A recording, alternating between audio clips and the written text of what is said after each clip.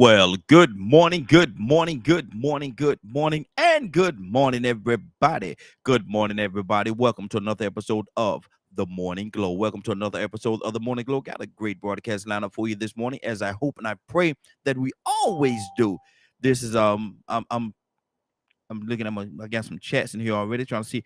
Good morning, fam. Good morning to you as well. Good morning. We got Captain Leonard with us this morning. Got a couple of people that's on the phone line. Let me pull Captain Leonard in here. There you go. There you go. He disappeared. He was like a magic man. He came in and disappeared. God almighty. Don't know what's going on.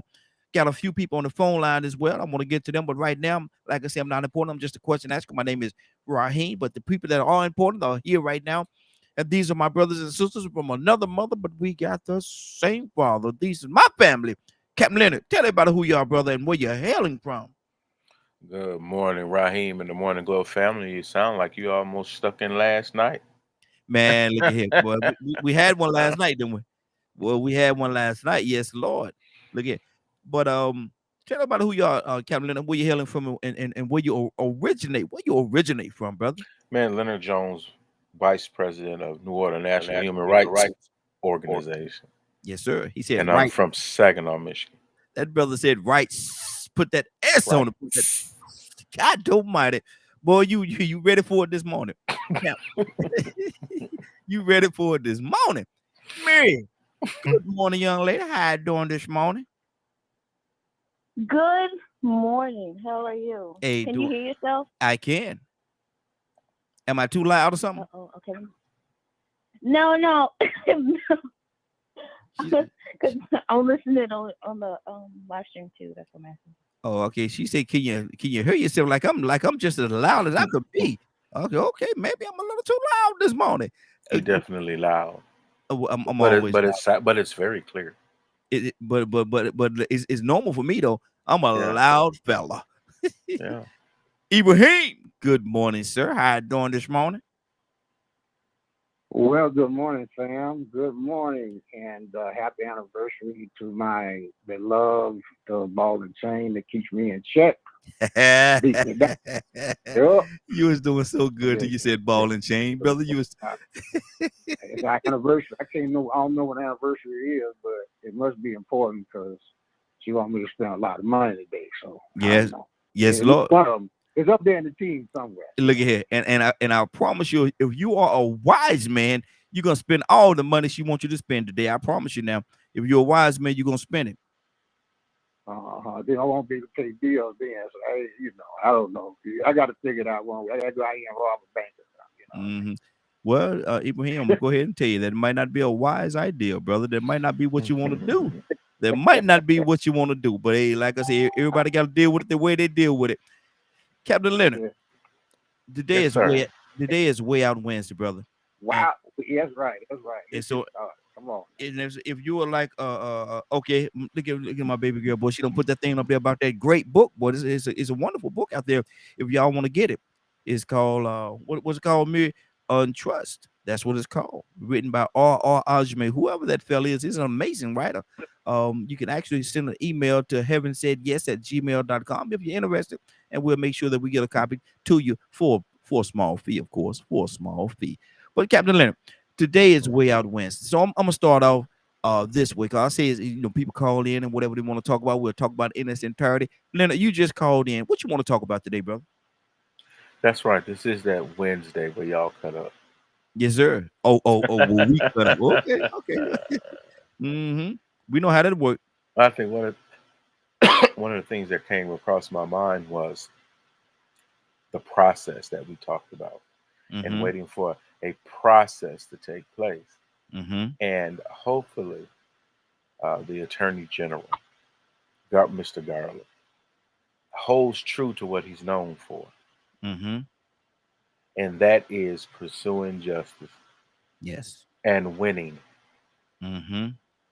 Because it is definitely necessary, and people should realize, when we were talking the other day, the Department of Justice does plan on criminally charging all individuals that have been a part of January 6th, including the President of the United States, ex-President of the United, former President of the United States.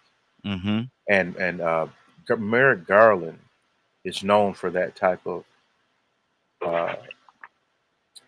honesty and integrity when it comes to doing those types of things.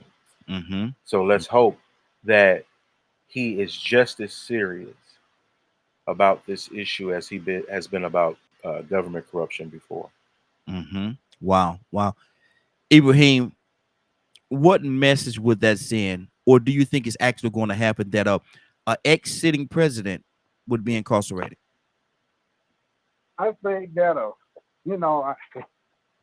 optimistically, I think that's going to send out a real message that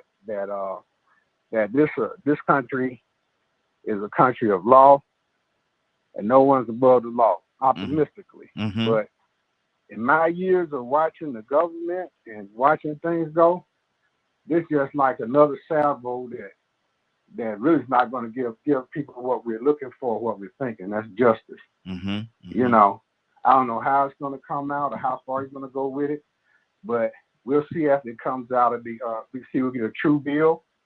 When he files that, we're still gonna get a true bill. We're gonna get more of the same. You know what I mean? What's going on with y'all, man? Wow. Yeah, I hear you. Good deal. We have, who else we got here? Oh, we got Mr. Hicks. Mr. Hicks, I ain't seen you come in, brother. Good morning. How you doing this morning? That Mr. Hicks? 256. Who was that? 256 area code? 256. What's your name? Where you calling from? Man, that's me, man. It's just Rico, man. Okay, what kind of number did man? I ain't seen this number here before. You getting fancy on me, brother? No, I don't call from you before. Oh, okay. What do you think? And good morning, brother. How you doing this morning?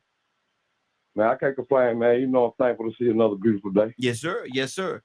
What do you think? If they were to convict former President Trump and lock his behind up, what kind of first do you think that will happen? And secondly, what kind of message would that send to us, people here in the United States, and the rest of the world? Well, first off, I hope it could happen because I heard that we on arrest presidents. It just don't happen. So now it sounds like it can. Hopefully they do. But I can't do nothing but wait and see. It's nice to know that they are attempting to. And if it happens, like it should, I hope it ain't no slap on the wrist. Because I hope they set a precedence of what they meant, what they said about treason. I hope they set that precedence. Because whatever they do, it's going to be a precedence.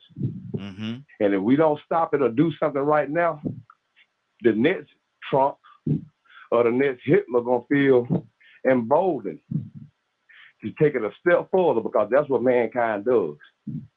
Every generation tries their best to exceed the progress of the previous generation.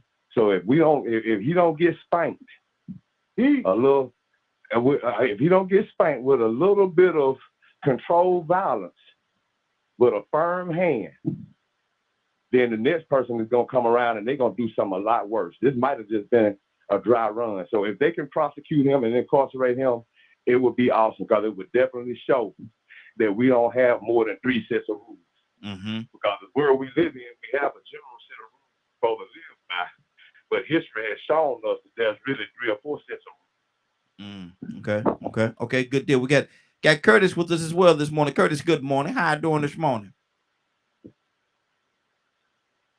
Morning, fellas. Morning. What's going on? Well, we're talking about your ex-president Trump, and with the committee that's going on right now, they're trying to move toward a direction to incarcerate him. Now, if he were to get incarcerated, ex-president go to jail, what kind of message would that send to us as United States citizens and the rest of the world about how serious we are? It would send a true message, a real message. That's just what it is. Like at the end of the day, no man, it's above the law. I keep hearing, you know what? It's funny that you're asking that question this morning, because I keep hearing folks, different pundits saying, what kind of it would. I heard a guy saying, you got to think about what it would do to America if he is prosecuted. What would it do to America? What would it do? Mm-hmm. What harm would it detrimentally cause in America, other than it may cause a fight between his cult and those that don't believe? But what harm would it do to America for real? Mm-hmm. What is going to shut down our economy? What do you think it has the potential? Do you think it has the potential, Curtis, to erupt a civil war? Oh, phooey, alfalfa. Oh, phooey. I ain't even trying to hear that, man. Them folk ain't trying. Listen, man. Them folk is not trying to come into these inner city ghettos and wild out like that. Mm-hmm. I'm sorry, they not. They might hit, you know. Yeah, I don't even want to say it like they might hit the areas where you got affluent, you know.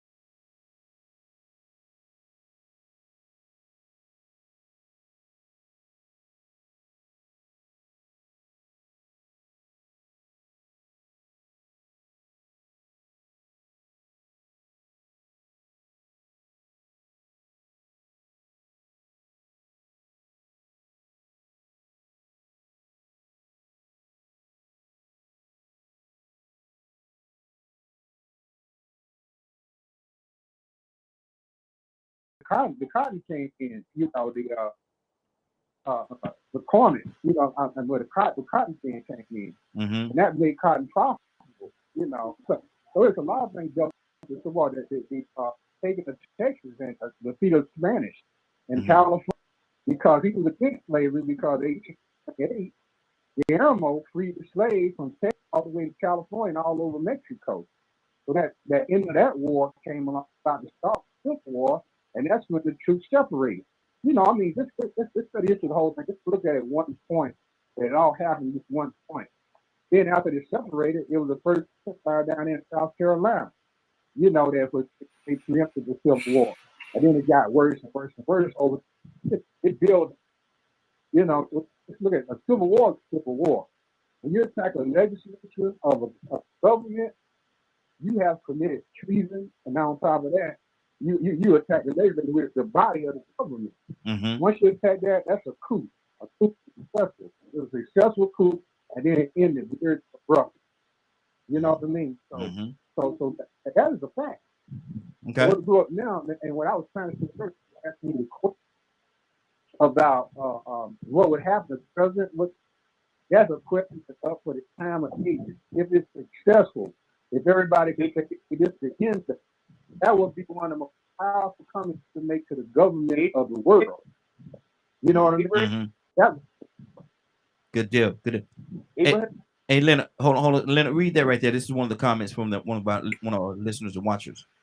Even when George W. Bush, his handlers, and the Supreme Court stole the presidential election, Mike got to read on the side because it's going to cut off.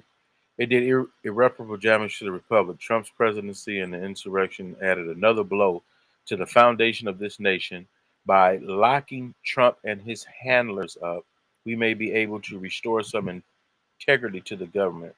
But millions of voters are ready to elect a Trump-like figure to office who may succeed in turning this country into a dictatorship, which will lead to the widespread violence. Do you agree with that? No. Yeah, I do. Hold on, Ibrahim. Hold on, Ibrahim. Hold on, brother. We're gonna come back to you. Hold on now. Go ahead. Go ahead, Leonard. Finish your thought. Pretty much all the way down to the end part, a Trump-like figure. Mm-hmm. I mean, who else is a Trump-like figure, or what's the necessity of comparing him to Trump? Mm-hmm. Well, I think he's talking about the ideology that Trump has, that has the same ideas and the same principles to try to do the things that Trump tried to do. Just going to extend what it is that Trump was trying to do. And I think he was trying to lean this country toward a dictatorship. I think he is. And so I think what that question is asking is, what it's saying is that even if we don't get Trump in there, he's going to have one of the people that's next in line to move in the direction that he wanted to take it in. Oh, okay. I mean, people can have an opinion. That's cool. Mm-hmm. You know, I mean, I think, leaving out one thing, the American people may not go for it again. Mm-hmm. We need to see what people are turning out to the polls doing. Mm-hmm. And they are slowly replacing a lot of these people who are on this non-collaborative type of ideology. Mm-hmm. I don't think that it's one thing for people to be accused of being ignorant, but mm-hmm. these are people who are willfully using their vote to do certain things. Mm-hmm. Hopefully, because we haven't seen this type of thing before, this won't happen again. Mm-hmm. Different laws and things are being put in place to try to check some of the powers of the executive branch, as well as how elections are handled. Once again, going back to Obama's insistence mm-hmm. on fighting for election security. Mm-hmm. That's good. My concern is one time Trump ran for office and won, and the second time he got a lot of millions of votes from the people here in the United States. Now he did not win the second one. That's why he couldn't accept the fact that he did not win, but he got a lot of votes, man. He got a lot of votes, and so that's the part that's really concerning to me. That he would even after he won 1 year and one term and completed that term, then ran again and continuously to get the amount of votes that he got. That was my main concern. And also the track record of the previous presidents have been 2 terms. Mm-hmm. Mm-hmm. Haven't had a real 1-term president in a minute. Yeah, Trump, and he couldn't accept the fact that that he is. Rico, what's on your heart, brother? Well, I'm going back to what the comment said. It also brought up W. You got an echo, man. I meant to tell you, you need to do your little volume thing that you do. Y'all give me that echo from the phone line. Okay. There you go. Okay. But he mentioned George W. Bush, mm-hmm. and I think he was referring more to holding these elite people that get in these positions of power accountable, like we did yesterday. Mm-hmm. It sets the tone and lets people know that America really stands by what he said, and nobody is above the law.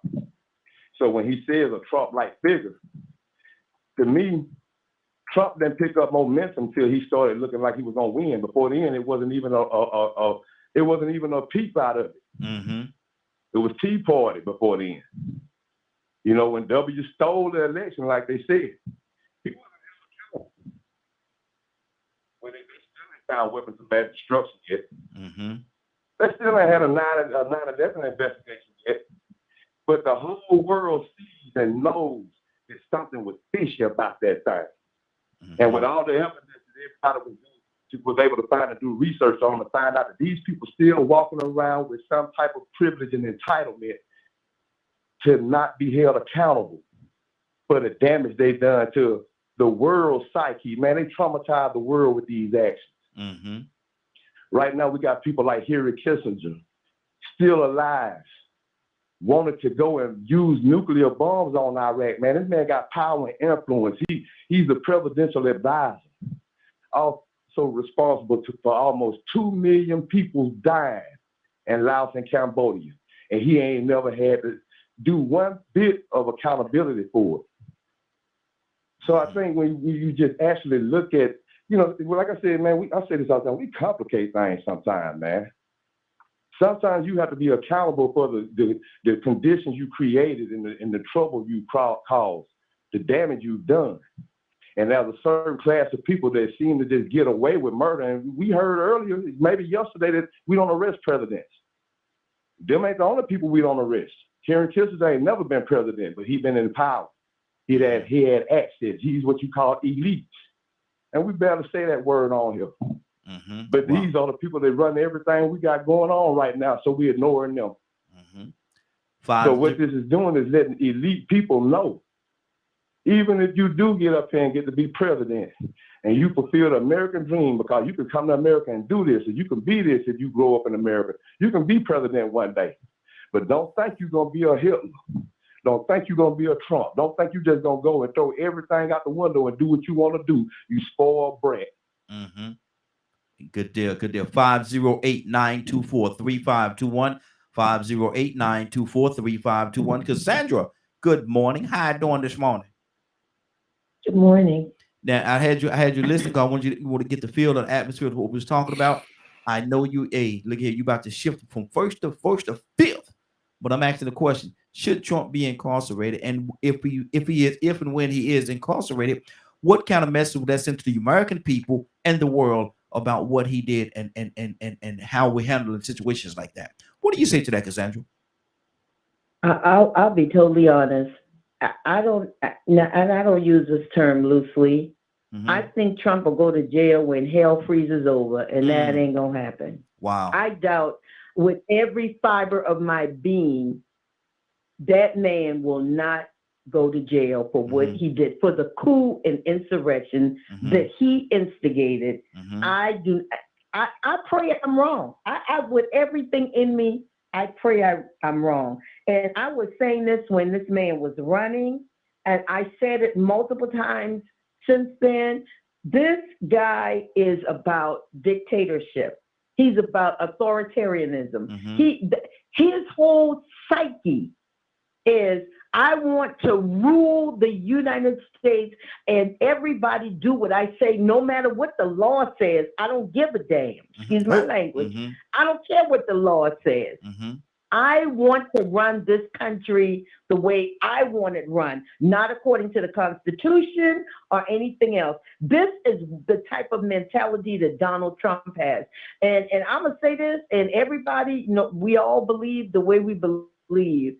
When before the election, when he announced he was running, I felt sick. I literally felt this weird feeling all over me. And I was like, okay, God, we've had Republicans run for president. I'm 63. I've sat under several Republican. I have never felt this crazy feeling. I said, God, what is this? Because I don't want to be judging this man, if I'm wrong. It's something wrong with this, the way I'm feeling. Man, about 2 or 3 nights later, I was sleeping. I sat straight up in my bed and I said, Hitler. And I was like, Hitler? What is that? And I heard clearly in my spirit, this man has a Hitler type spirit. That's the type of spirit. He uses propaganda to get done what he wants done. And he will lie, steal, cheat, anything to have his way. Wow. And I can't say that you're totally wrong. I certainly can't say that you're wrong at all in what you're saying. Curtis, what's on your heart, brother? So I got cut off because the phone call dropped, right? I can see where what we got going on could be a prelim to a civil war. I could see that. Yes. However, here's what's going to happen, and I'm going to make a bold prediction. They're going to toe the line, and then once the masses step up and take their place, they're going to bow down. See, here's the thing. You can fight a battle all you want, but if there's a war raging, what's important is who wins the war. What we saw in the election was a country is not majority conservative anymore. The country does not believe in conservative, a majority of the country does not believe in conservative values anymore. Right? The country has got tired of conservatives saying they're conservative out the front door, but out the back door, you shipping all the country's money out to benefit nobody but yourselves. So that's what we're. Now, the truth be told, in America right now, I believe you have more Caucasian Americans, Asian Americans. You have more other than African Americans that is pursuing a life of unity or togetherness. I just believe that, man. You look at the election, and although he got 74, I think it was 74 million votes, Joe Biden got 78. Right? What we saw was you saw an excess of votes that came from mail-in ballots. Because if you look at the way the election is set up, in every other country, even down to your third world countries, come election day, don't nobody work. You got to go to the polls. Don't nobody work. We are the only country that election day, above all other days, election day is not a federal holiday. And it's held on what day, Raheem? A Tuesday, right at the beginning of the week. Yeah. Has anybody thought about, well, why is it held on a Tuesday? Well, it's held on a Tuesday during the day, basically because the country is at work. So you're actually counting on a large proportion of the country not showing up and casting a ballot because they could not get off work. Right? Now you counting on that. Now you go mail-in ballots that has been proven to work in Oregon for I don't know how many years. They've been voting mail-in ballot. I just found out they was voting mail-in ballot when I wasn't even old enough to vote. So now you go mail-in ballot. So now that gives us folks who have these jobs, everybody's not in a position to where on their job they can just say, hey, I'm gonna be late tomorrow because I gotta go and vote. No, they don't. So or if they do, in some cases, their doctor pay over the time they was out. Bingo. So now you look at it like this.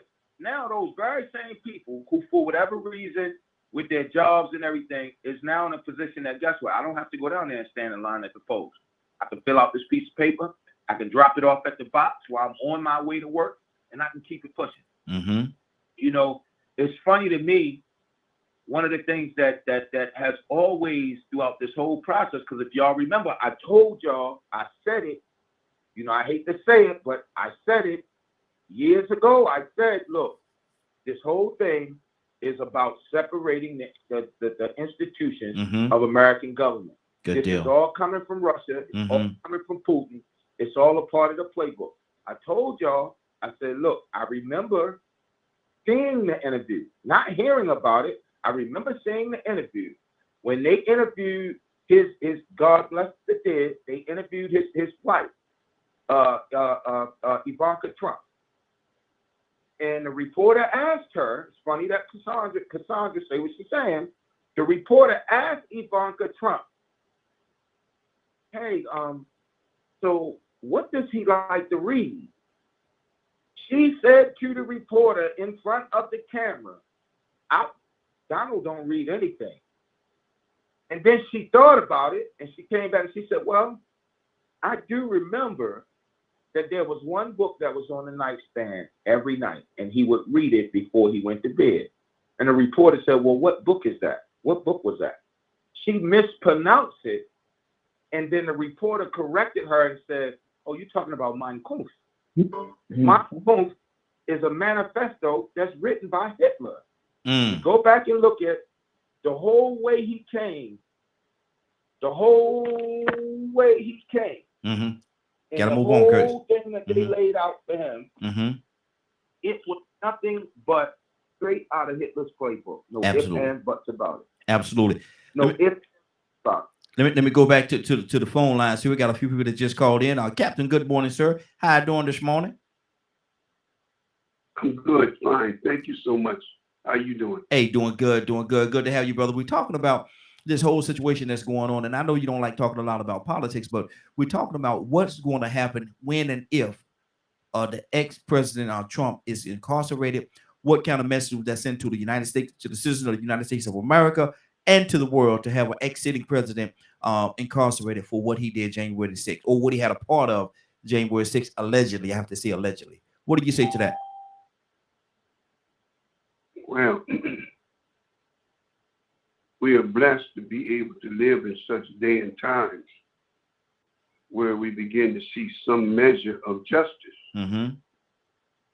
We have on the back of our newspaper what the Muslim want and what the Muslim believe. And on the Muslim want point number 2, it says we want justice. We want equal justice under the law. We want justice applied equally to all, regardless of creed, class, or color. That's on the back of our paper. Yes. We want justice applied equally.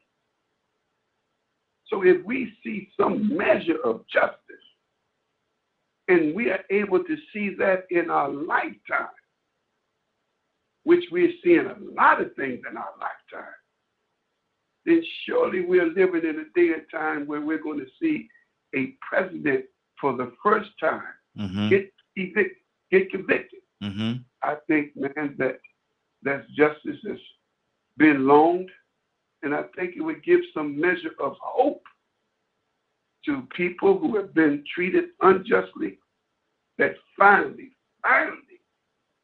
we see justice applied equally to all. And I think it would be a kumbaya day in the hood, and I think it would be a great celebration.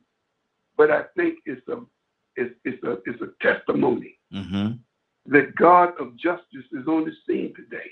Yes, sir. Whether we want to believe it or not, this is the judgment of God. And the weapon of choice that God used is the weapon of justice. So we're going to see a lot of justice before it's all over with.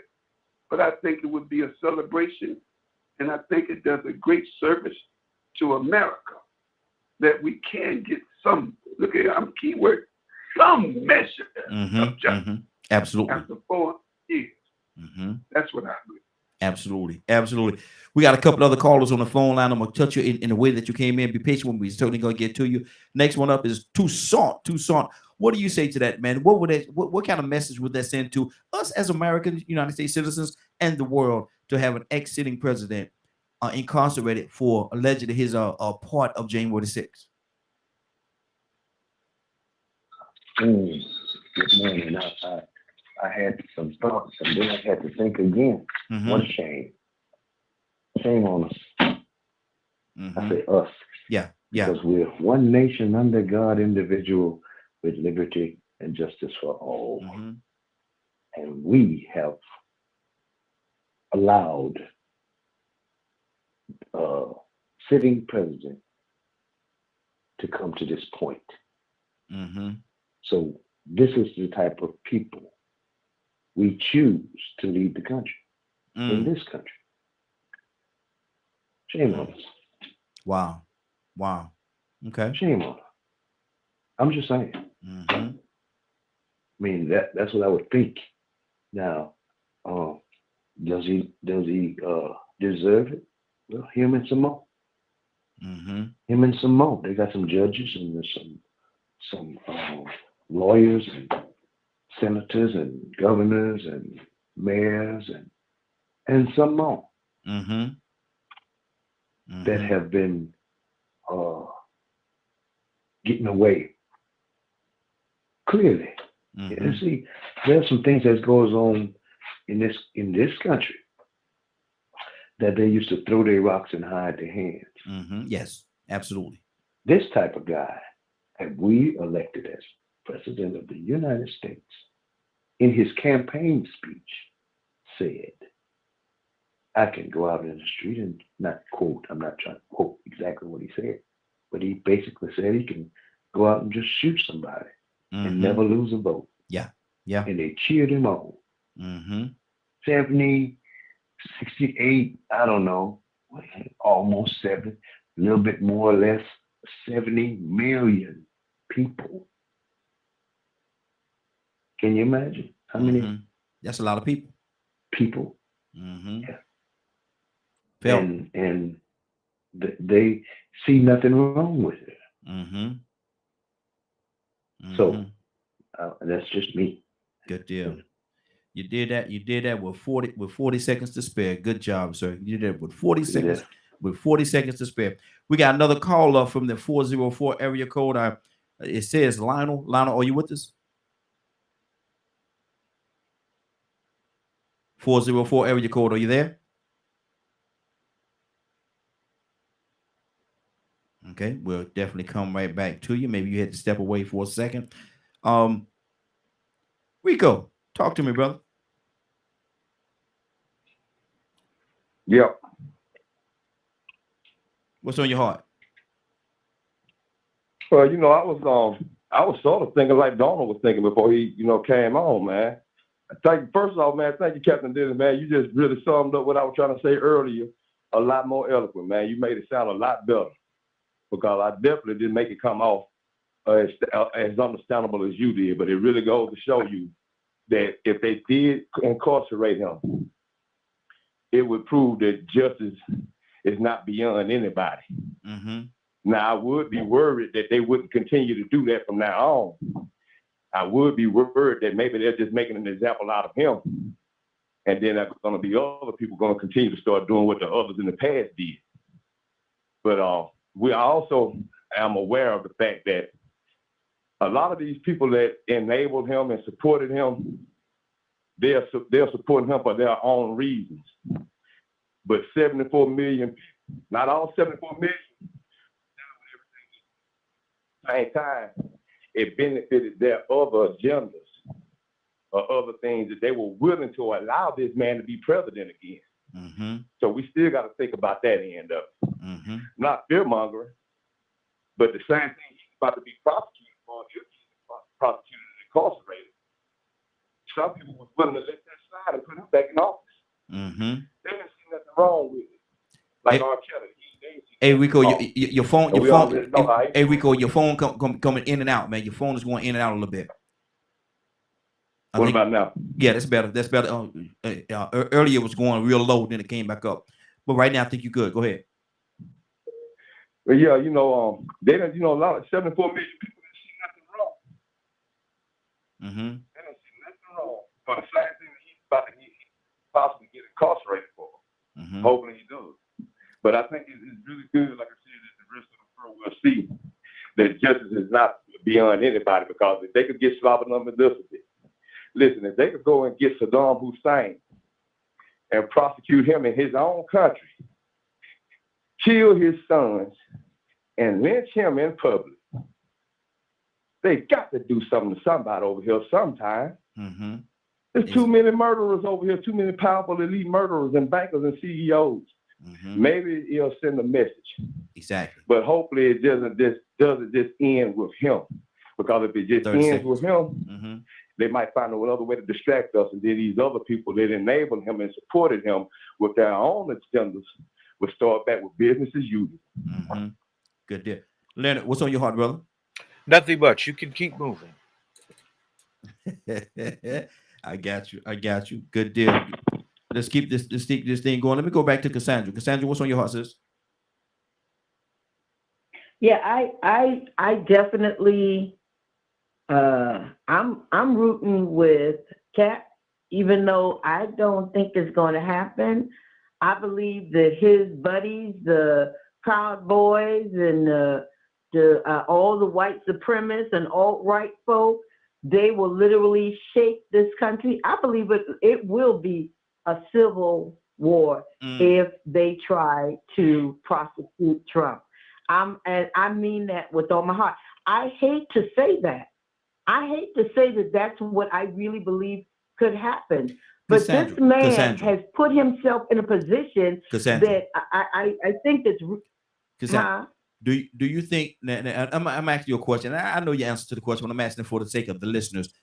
Do you think they really have that much hate in their heart? I think they have that much hate in their heart for blacks and for Jews and for Mexicans and for gays and for you listen.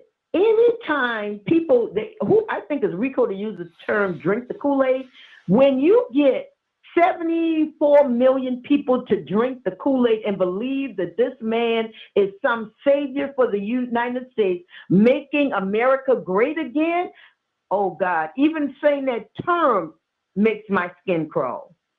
Because it's never been great for most of us. Some of us, but it's never been great to most of us because of the injustice and the inequality that we continue to see in this country. Wow. That's just me. Okay. Leonard, read this for me, brother.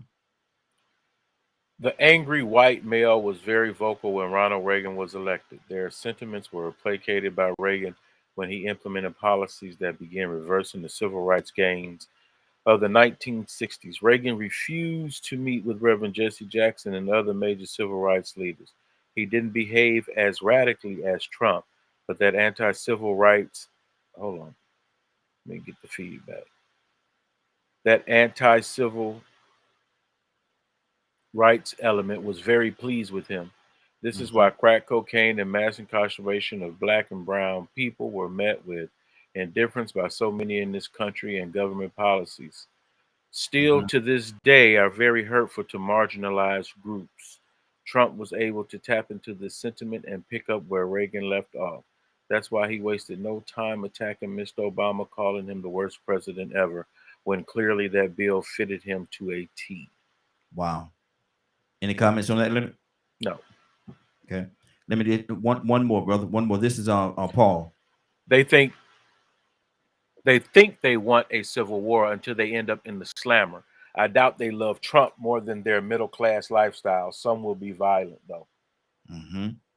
Wow. That's good. That's good. Curtis, what do you say to that, brother? Curtis? What was that last statement, right? I heard part of it, but it was like kind of low. Some will be violent, though. He said some will be violent. Yeah. It says, did you hear the rest of it? No.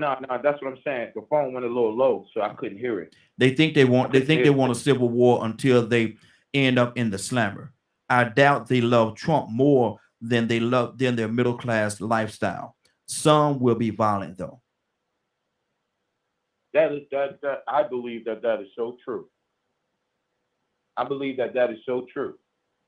Because if you just paid attention to the hearing, if it was all about that kind of dedication right there, they wouldn't even shown up to testify. You have people that said, hey, he was our leader. He said he was going to be there and he didn't show up. So you got a percentage of them that sat back and said, oh my God, what have I done?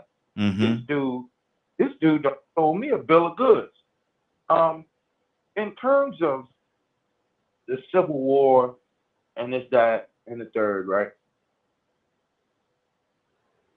We gonna win. Standing on God's side, man. So we gonna win. All this dude did was came and exploited an opportunity and a situation. He's going to jail, y'all. If he don't go to jail for nothing else, let me tell you, I'm gonna make a bold prediction. When the court case comes, right, they're gonna run all the gamuts of fraud and conspiracy and da. If that don't stick, the last thing they're gonna hit them with is which is dereliction of duty.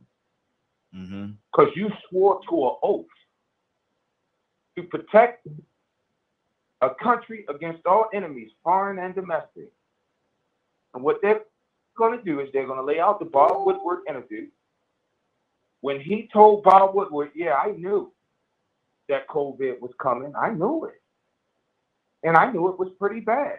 And then they're going to play back when he showed up on national TV telling folks, oh, it's not that bad. It'll be gone by April and this, that, and the third. See, I keep in my mind, man, maybe I'm an optimist and sometimes I get the better of me. I keep in my mind, God don't like ugly and the devil damn sight don't like looking at himself. All right. What God is showing us as a human body is be careful when you hang around people that ain't about me. People that don't understand. Because here's what you'll get. We ain't going back, Raheem. And without us here, the country would completely topple and fall apart. Wow.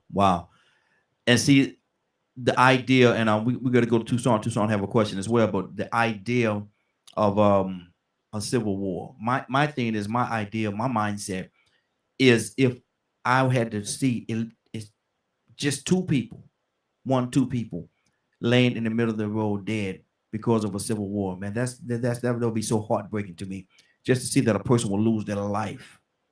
And I don't care whether they're black, white, orange, polka dot green, or striped, that they will lose their life over something like this, man. That to me, that will be so heartbreaking to see. Tucson, you had a question, brother. Hey, we were around a couple of times. You didn't bring me in, but I can wait. Okay, hold on, brother. We got a lot of people on here, man. No, I'm just a right little question. How much time Nixon got for Watergate? None.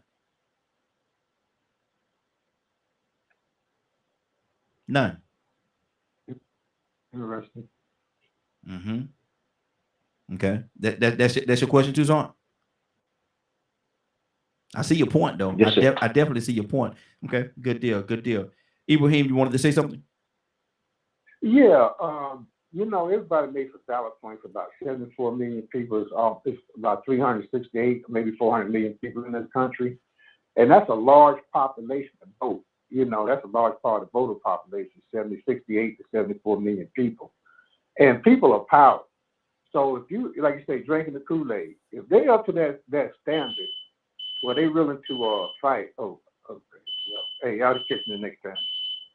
You got to take the chairs from the fire room. Okay, I got you. See, let me keep this thing going. Actually, we're gonna change the topic because we don't been on this one for a minute. I want to change the topic to something else and get some. Let me see, Mary, you there? I'm here. Okay, I didn't want to bring you into that particular conversation right there because I know that there's certain things you can't talk about. So, what is on your heart? Give me a topic. It is Way Out Wednesday. Let me see here. Now you know your time is running. I done started your time when you say your first word. I done started your time, so you better come up with something now. Yeah, come on now. That's all right. Want me to go to somebody else? Sometimes you gotta let the clock run. Okay, let the clock run then. Everybody need a little exercise every now and then. What does Miss Cassandra talk about anything? Miss Cassandra? She hit the ball to you. I think I'll just pass the ball over to me. She sure did. Mary, huh? She just passed it to you. She just she sure did. She threw it on over here. No, my concern. Last week I was at SCLC, Southern Christian Leadership Conference, conference here in Atlanta, and Jesse Jackson was one of the speakers. And I'm not saying I'm a great fan or anything. And you know, he's pretty sick right now. Yeah. But this man spoke about where this country is and his concerns. And I'm gonna tell you, I don't think it was a dry eye in the house, because you could hear the cry of his soul and his spirit for this country, that we cannot allow what took place, the insurrection that took place. We cannot allow the black on black violence. We can't, man, when I tell you, it was like, and I'm not saying this to be morbid. It was like a dying man giving his final words to his man. And even now, wow. I'm getting chills just saying that. That's what it felt like. And it's like he was making a plea, y'all, please don't stop fighting for justice. Don't stop fighting for change. I mean, literally, it was like, man, tears were running down my eyes, tears were running down other people. It didn't matter because you could hear his heart in that speech. Wow. Captain, can we ever get comfortable or lazy, if you will, and give up the fight? Of course not. You know, I just was reflecting on what Sister was saying about the great Reverend Jackson. That's what all of our leaders or elders who fought for every tooth and nail for us to have the right to vote, the right to sit wherever we want to sit, the right to drink out of whatever. Jesse played a great role in trying to bring about a change in this country. And we applaud Jesse and we love Jesse. But he's looking at the twilights of his life. Yes. Us for either dropping the ball or he's looking at us seeing the ball taken away from us. I'd like to say that we're living in a time, and this is me, okay? I have to, in order for me to keep some sense of sanity, as I see the world spin out of control. The Honorable Minister Farrakhan used to say to me, he said, brother, always look for God's hand.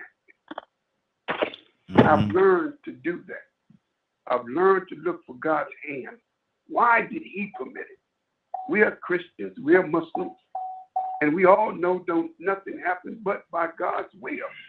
So when we get straying from God's will, then we go. Okay, somebody done called in with some music or something going on. What we get and what we think. That's my fault, brothers. So I try to stay in what is God's will, because no matter what we think, you know, he has the power. We didn't think Trump was going to get in power. He didn't think he was going to get in power. But that wasn't God's will. God has the power to change men's minds. And if he do convict Trump, I don't think it's going to be civil war. We got to be concerned. We ain't got a dog in this fight. Black people ain't got nothing to do with convicting Trump. That's conservatives and whites convicting whites. If it'll be civil war, it'll be them. I think God is trying to tell us something. You and I ain't got the gumption to go after big racism that treated us for over 400 years. So God got to take over. Because we so forgiving. We want to see the good of America. But I'm sure that those children of Israel, they like Egypt. Everybody wasn't dissatisfied with Pharaoh. But if God said you got to go, so no matter what we want to do, I see God's hand in this. And if I didn't see God, I'd be somewhere on the beach drinking my butt off and say, the hell with this, give the heck with this. But I see God's hand, and it's coming down, no matter how you want to look at it, because I'm a spiritual man. I can't talk common and I can't talk God. You can't do the two. Either you believe in God or you believe in man. You can't straddle the fence. Ain't no gray area. So for me to become, I'm talking about me, for me to have a sense of sanity, hey man, God's in control. I don't know what God wants. As we say in the Muslims, he's the best knower because he has the power to flip the script anytime he wants. Yes. But I do believe, because as it was in the scripture dealing with Lazarus is begging the rich man for crumbs off his table. But God had to get Lazarus. And even when both of them was killed, the rich man went to hell, and Lazarus was in the bosom of God. And then the rich man called out to Lazarus, "Oh, Lazarus, give me some water to kill my poor son." And Lazarus would have did it. And God had to step in and said, "I got a gulf between you. You can't get to him, and he can't get to you." Wow. That's how I see it. But I'm sorry, I didn't mean to preach. No. That was good. Tucson, what's on your heart? Because Cap said that God has to have his hand on it, have his hand on it in order for us to get what we need to get to. What do you say to that? You talking to me? Yes, sir. It's amazing how much I agree with Abraham. Because you said Ibrahim or Captain? Ibrahim or Captain? Captain. I'm sorry. I'm okay. Captain. Okay. Because there is nothing, absolutely nothing, that catches God by surprise.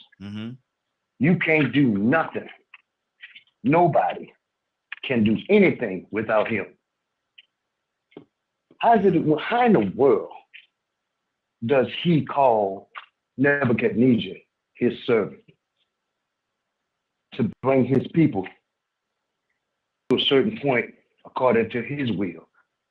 And I agree with it. See, the Israelites didn't want to leave. Yeah. They told Moses, "Didn't we tell you to leave us alone?"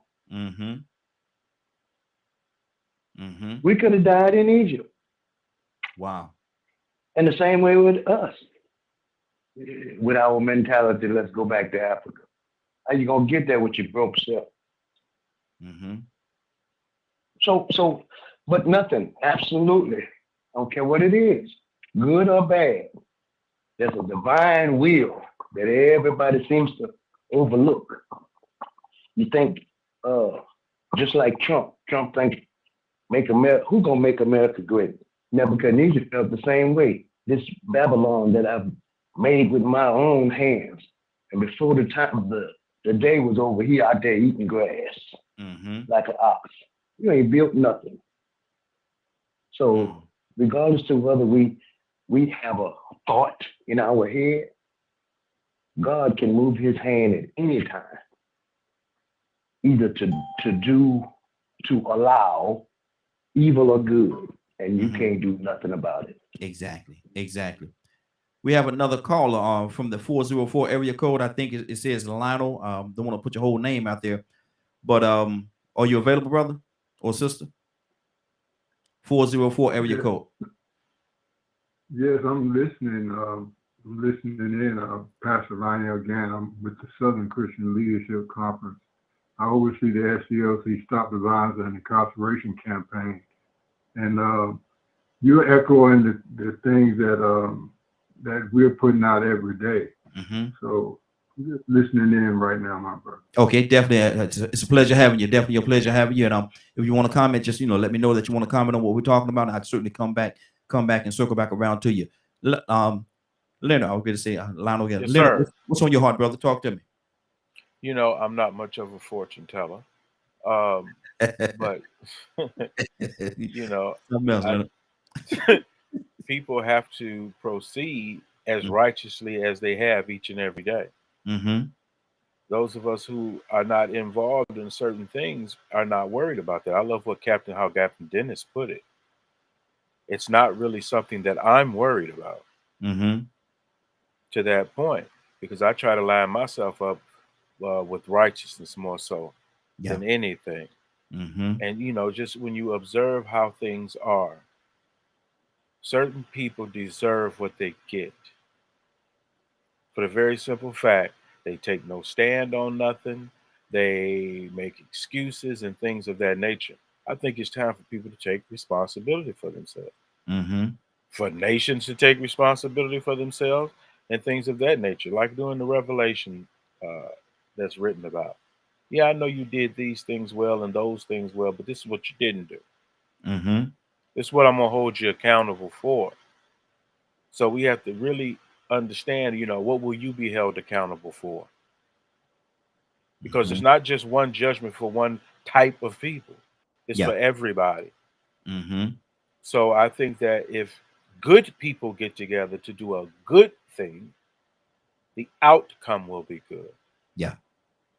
But there are several people that are just in league with the devil. And that's just who they are. Wow. And that is not that really ain't a fight in the street. That's what we refer to in Christianity as spiritual warfare. So we gonna keep believing like we've been believing and trying to do what we've been doing. Just because the world falls to pieces don't mean we do. And that's just my perspective of the whole thing. I'm watching what other people do and how they're being treated. That's good. That's good. 508-924-3521. 508-924-3521. The phone number. Give us a call. This is Way Out Wednesday. We don't have a necessary topic on Wednesdays. We talk about everything. We talk about different things from different perspectives. And so Monday, Tuesday, Thursday, Friday, we do have Monday, Tuesday, Thursday, Friday. We do have a topic, but today is pretty open discussion. So let me keep this thing going. Tucson, give me a topic, brother.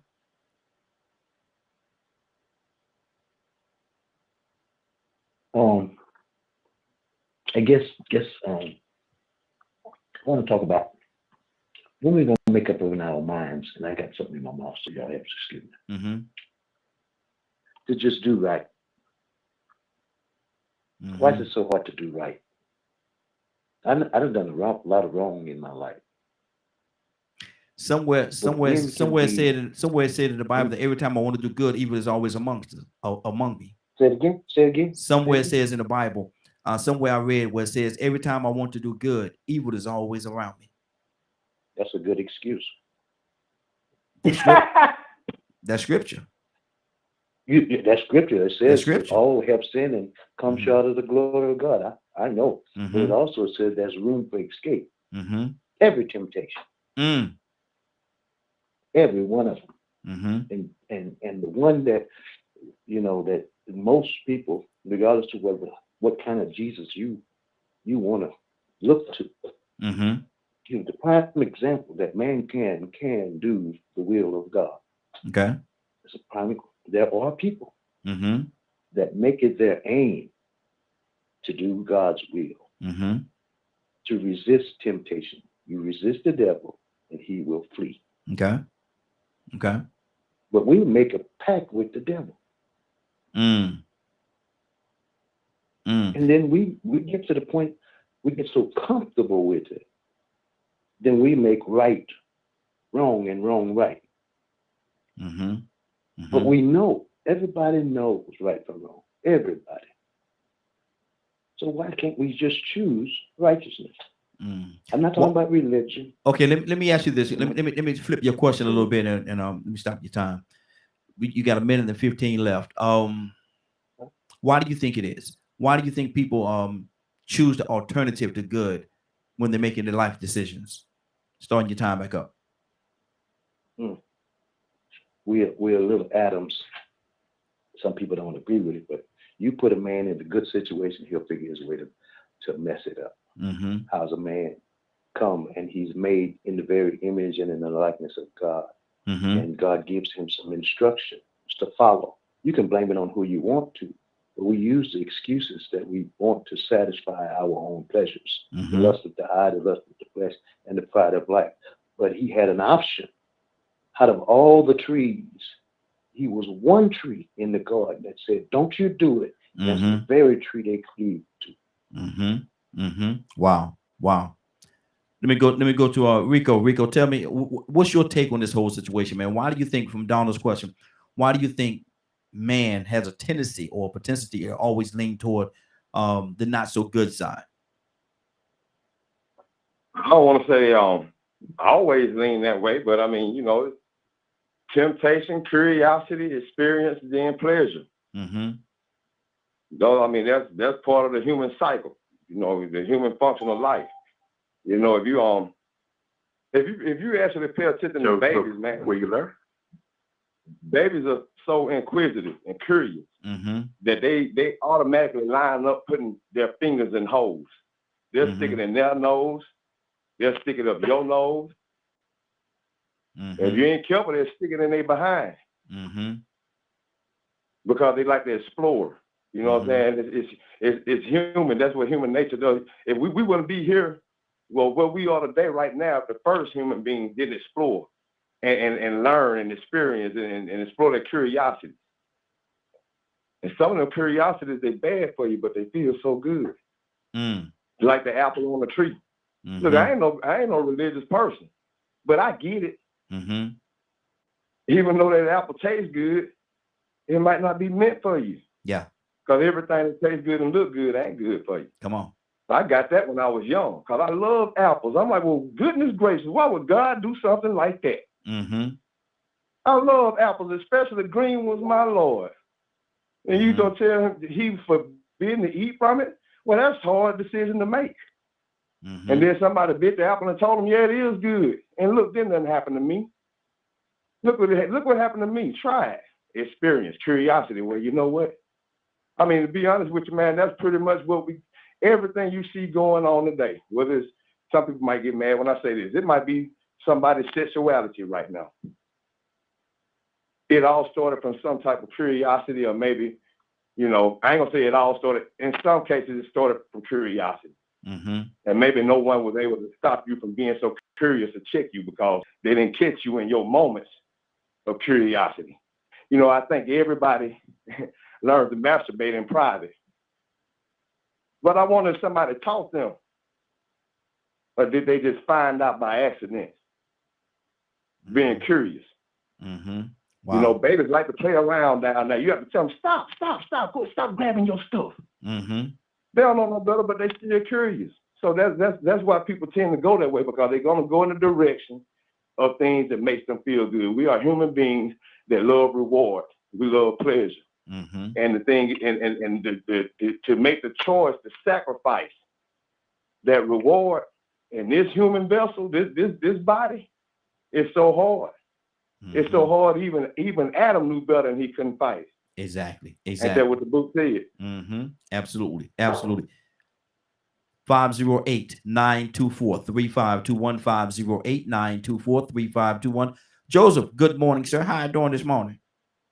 Hey, good morning, sir. Enjoying the program, enjoying the whole family. Good deal. I was thinking about a topic of education and versus brainwashing of our children. These last 2 years, we've lost a lot of elders, and that COVID-19 seemed to be brutal on that age group, the 65 and up. But those are the ones with the information. And those are the ones who still have the knowledge, say, in our community of the civil rights movement and so on and so forth. But now there's talk about diluting or watering down history in our schools, because I believe the politicians would rather deal with an uninformed younger Black population than to deal with the seasoned veterans. And we got to be mindful of that.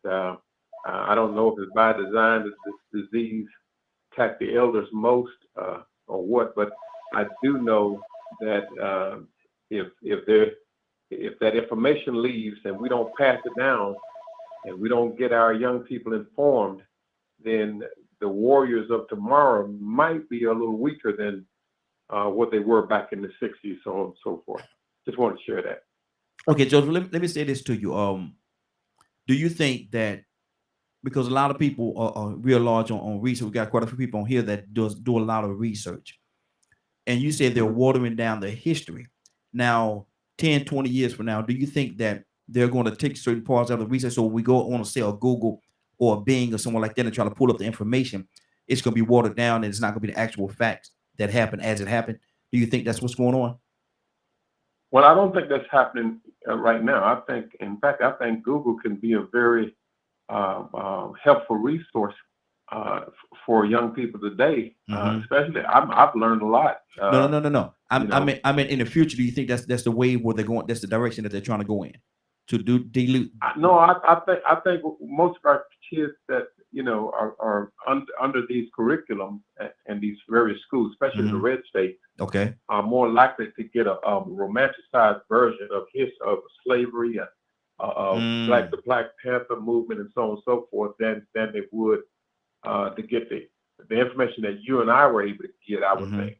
Okay, got you. Now I don't think it might affect the broader sources of information like Google, and those centers of higher learning. But who got the money to go to those centers of higher learning?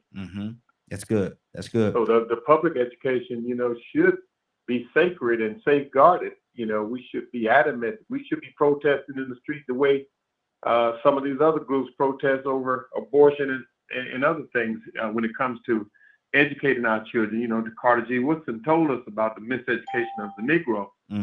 He warned us about that. We a whole generation or several generations have been miseducated, myself included. A lot of the information that I learned was in later years, and listening to people like Minister Louis Farrakhan, Malcolm X, and others. They gave me more information than I got in the public schools. Yeah, absolutely. Cassandra, what do you say to that? Do you think they're trying to curb the history and give us a watered down version of it? Absolutely. And this past weekend, as you know, I directed for the 14th year the Moores Ford Bridge lynching. And a lot of times people, ask me, well, why do you want to reenact something that is that horrific? Because it's the truth. 5 people died at the hands of white supremacists on July 25th, 1946 in Monroe, Georgia. That's a part of our history. That's a part of Black history, U.S. history, because it's the last unsolved mass lynching in U.S. history, and it's a part it's just a part of us. And when we negate what we went through to appease other people, then we lose a part of who we are. I don't glorify, putting the information out there, putting that lynching out there. But think about it like this. Somebody killed your mama, your aunt, your cousin. 5 different people in your family was killed. Do you not want to know who, why, what about that is so wrong for people to want to know their history? And the family members of the Malcolms and the Dorseys, the victims of the lynching, they applaud us every year. They thank us. And if they can't make it, they say, hey, I'm sorry, I'm not going to make it this year, but please keep the fight going. Because people need to know the history of this country. And I agree with the gentleman that just spoke before. We have got to not let it be watered down to some romantic fantasy about slavery, about the civil rights movement. None of that. That's good. Leonard, talk to me, brother. What do you say about this, man? Watering down history and don't want to give the absolute truth, absolute facts as to how it happened, when it happened, why it happened, or what have you. I think that's going to be up to every individual to seek this knowledge out. And like you say, people are going to keep telling the story. The stories are all written. The thing about it is ignorance is no longer a value. People who want to know, go find out. I'm 51. So it's not like I didn't know things before. I've been studying forever. So one, if you think it's going to be accomplished K through 12, you're wrong. You have to teach this in your home. If you are the ones that suffered, then you need to be the one to teach it. You need to be the one to understand it's your responsibility to keep the history you want out there, not someone else's. So that's why we support all these different types of efforts. That's why we support the Apex Museum and things like that. Museums of African American history in this country, and making sure that they get established and they support it. So you can tell, trust me, you'll never go to one place to hear all of the stories. Yeah. You have to make it a part of your lifestyle. K through 12 is not that venue that's going to do that. Leonard, sometimes we have to travel to actually talk to the people that were there. Exactly. Yeah. Or now you don't even have to travel. It's at your fingertips. Yeah, it is. It is. There are stories that nobody's interested in telling that you may find out and turn into a book one day. Just because it was your experience where you were at and someone told you the story. So it's not like it's going to disappear. It's going to be, how can we use it? How can we use it? Things that cannot be used get disregarded. So we should make sure that, one, just like your Bible, the reason why we ain't threw them away is because it's still proving itself applicable to this life that we live each and every day. And it makes itself useful. Yes. So we have to make sure that regardless of a lie that somebody else tells, here's the truth of the matter. So I don't think there's any fear of losing it. It's just that, one, it becomes applicable a different way. You would hope that, knowing the history, people would be voting, wouldn't you? You would think. You would think, right? So there's another piece that people are overlooking. It's a commitment to making things better. Not just sitting around talking about what was. Are you voting today? Exactly. Are you a part of a legacy organization that keeps this history alive? Are you supporting its teaching? You know, you don't have to go to their school for your story. Wow. Good deal. Good deal. Let's keep this thing going on. Let me go to Mr. Lionel. Lionel, you there? Yes, sir. I'm here. Okay. What is on your heart about watering down history? Because I know you seem like a man of history as well. So what do you think about them trying to water down history and not giving us the absolute truth as to what happened, how it happened, and when it happened? Oh, that's one of the key factors that they've been using all along. They don't want us to know the true history of America. They want to change that so that, you know, they don't want to bring out the true facts about their history because it shows who they are. You know? So, you know, every time we get an opportunity to bring forth the truth, we have to do it. Yeah. Because our people don't know the real truth behind, you know, all these things that are happening in America right now. Right now, gentlemen, we are at war. I mean, when you look at all the things that are happening to us, you look at the fact that our children are literally dying in the streets every day. When you look at the fact that they're even producing GMO products, GMO foods that are designed to target our DNA.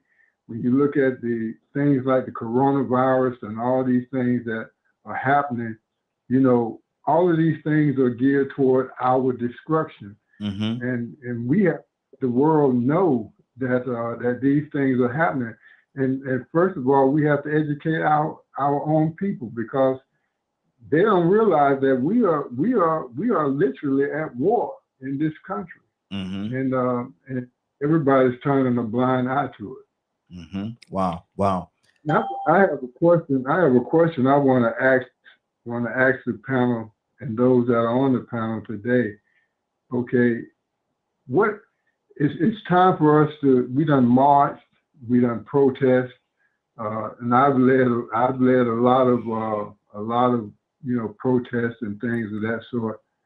And now we're at a point where it's time for us to stand up and fight for our freedom. And I'm talking about it's time for us to literally fight for our freedom. If this was happening to white America, okay, they would have been done with the war to fight for their rights, to fight for their existence. When are we as Black America, when are we going to stand up and fight for our freedom? Captain? Amen. Captain? Yes. Want to respond to his question? He articulated well where we at, and I really appreciate that. He's absolutely on point. You know, we have come to that junction in the road where we tired of talking, the marching, the protesting, the falling, the sitting. We there. I feel, what is it that we need to do to take it to the next level? You know, we're bound by fear. Fear of losing our life for what we really don't believe in. You don't have to find people who are convicted enough to go out there and fight for justice, as Martin Luther King did under the Civil Rights era. They met Bull Connor in the brutality of the dogs and going up and down Selma and night riders. And then now you look at, when we see it on television, we say, well, I don't know if I'm willing to go that far to let dogs be sick and bucked in the head with billy clubs.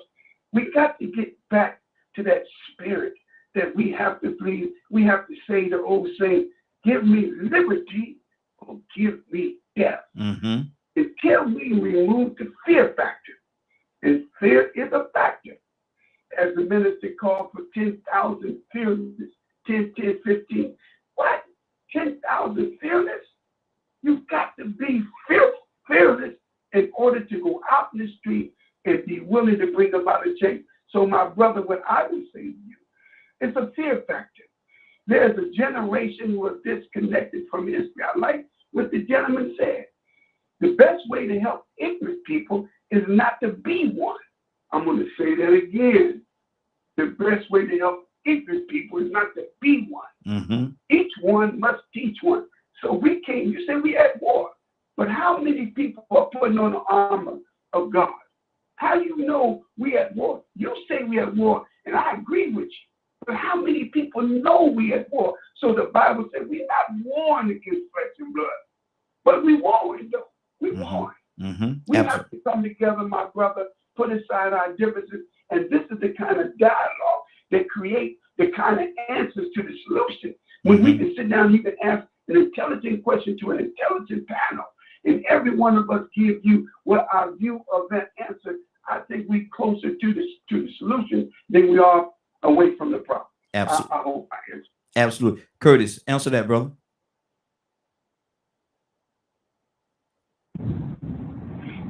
Answer what, Raheem? The question the brother just asked.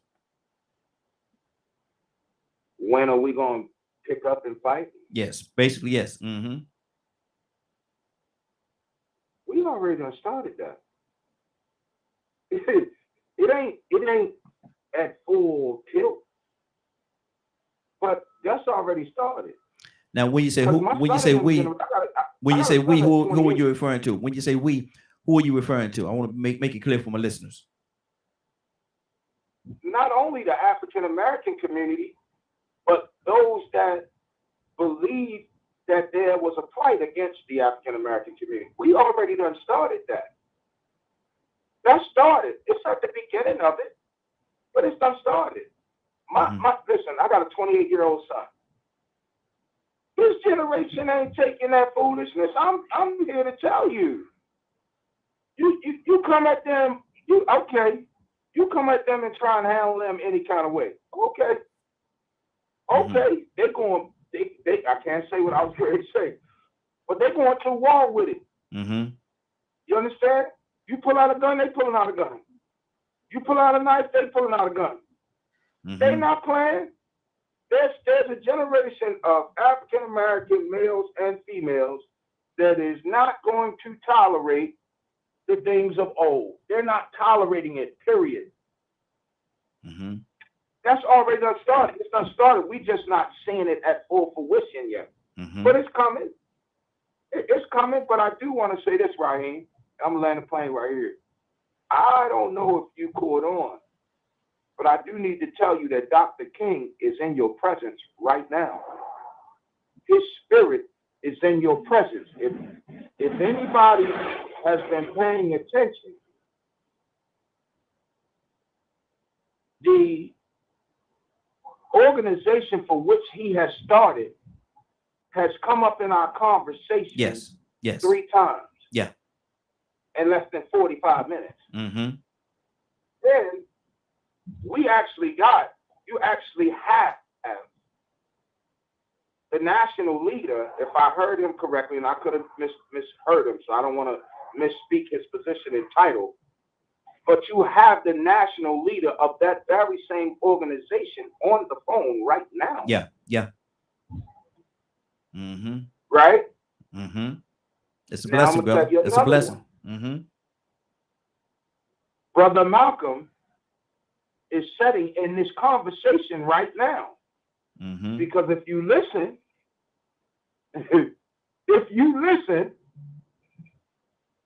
we have had in allude to something Brother Malcolm has said and or done in the midst of our conversation.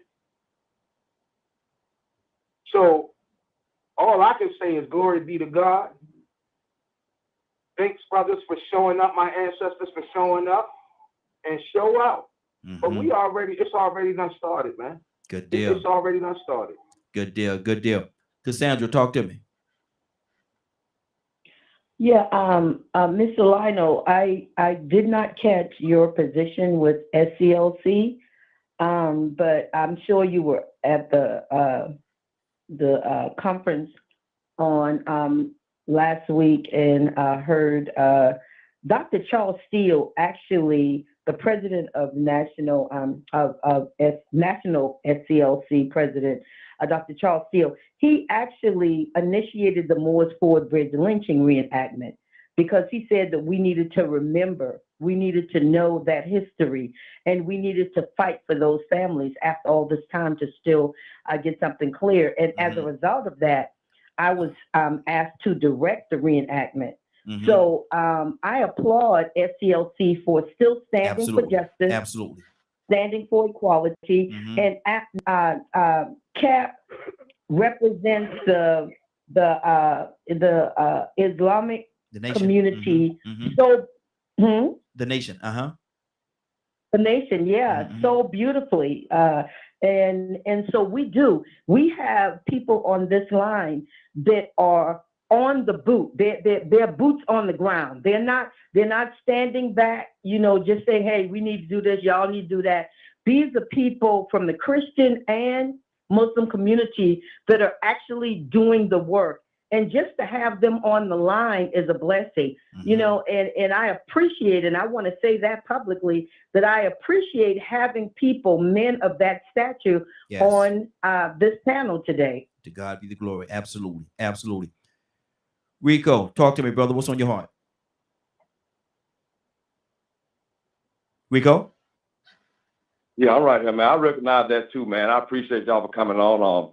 I hope one day that the SCLC comes back to the place of prominence that it once was, because I made the comment once before that it ain't where it used to be.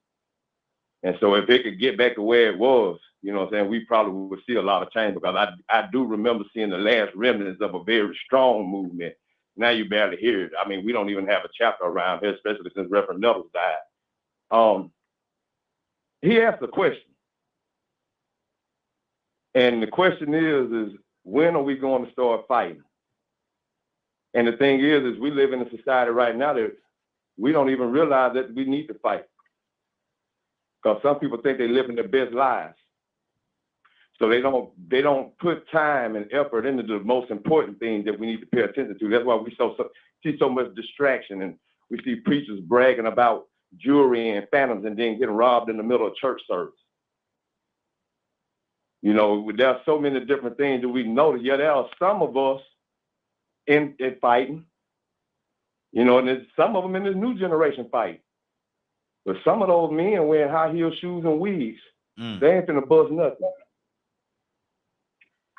Wow. So it's a whole lot of stuff we got to change in our community. So the question was pretty clear. Yeah, we could be eloquent and philosophical and come back and try to sound like geniuses, but listen, we ain't fighting the way we need to be fighting. Well, what are they fighting when they do fight? I like what Joseph said too, man. I mean, this about the education system. See, now we could talk about that. We could talk about the school to prison pipeline.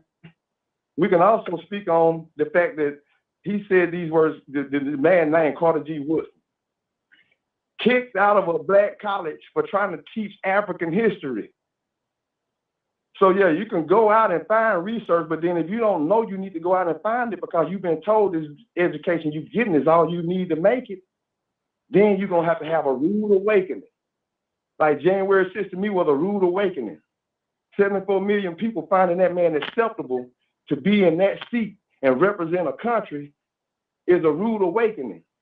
That you have a lot of sick individuals of all colors and creeds that will settle for anything just to get their agenda across.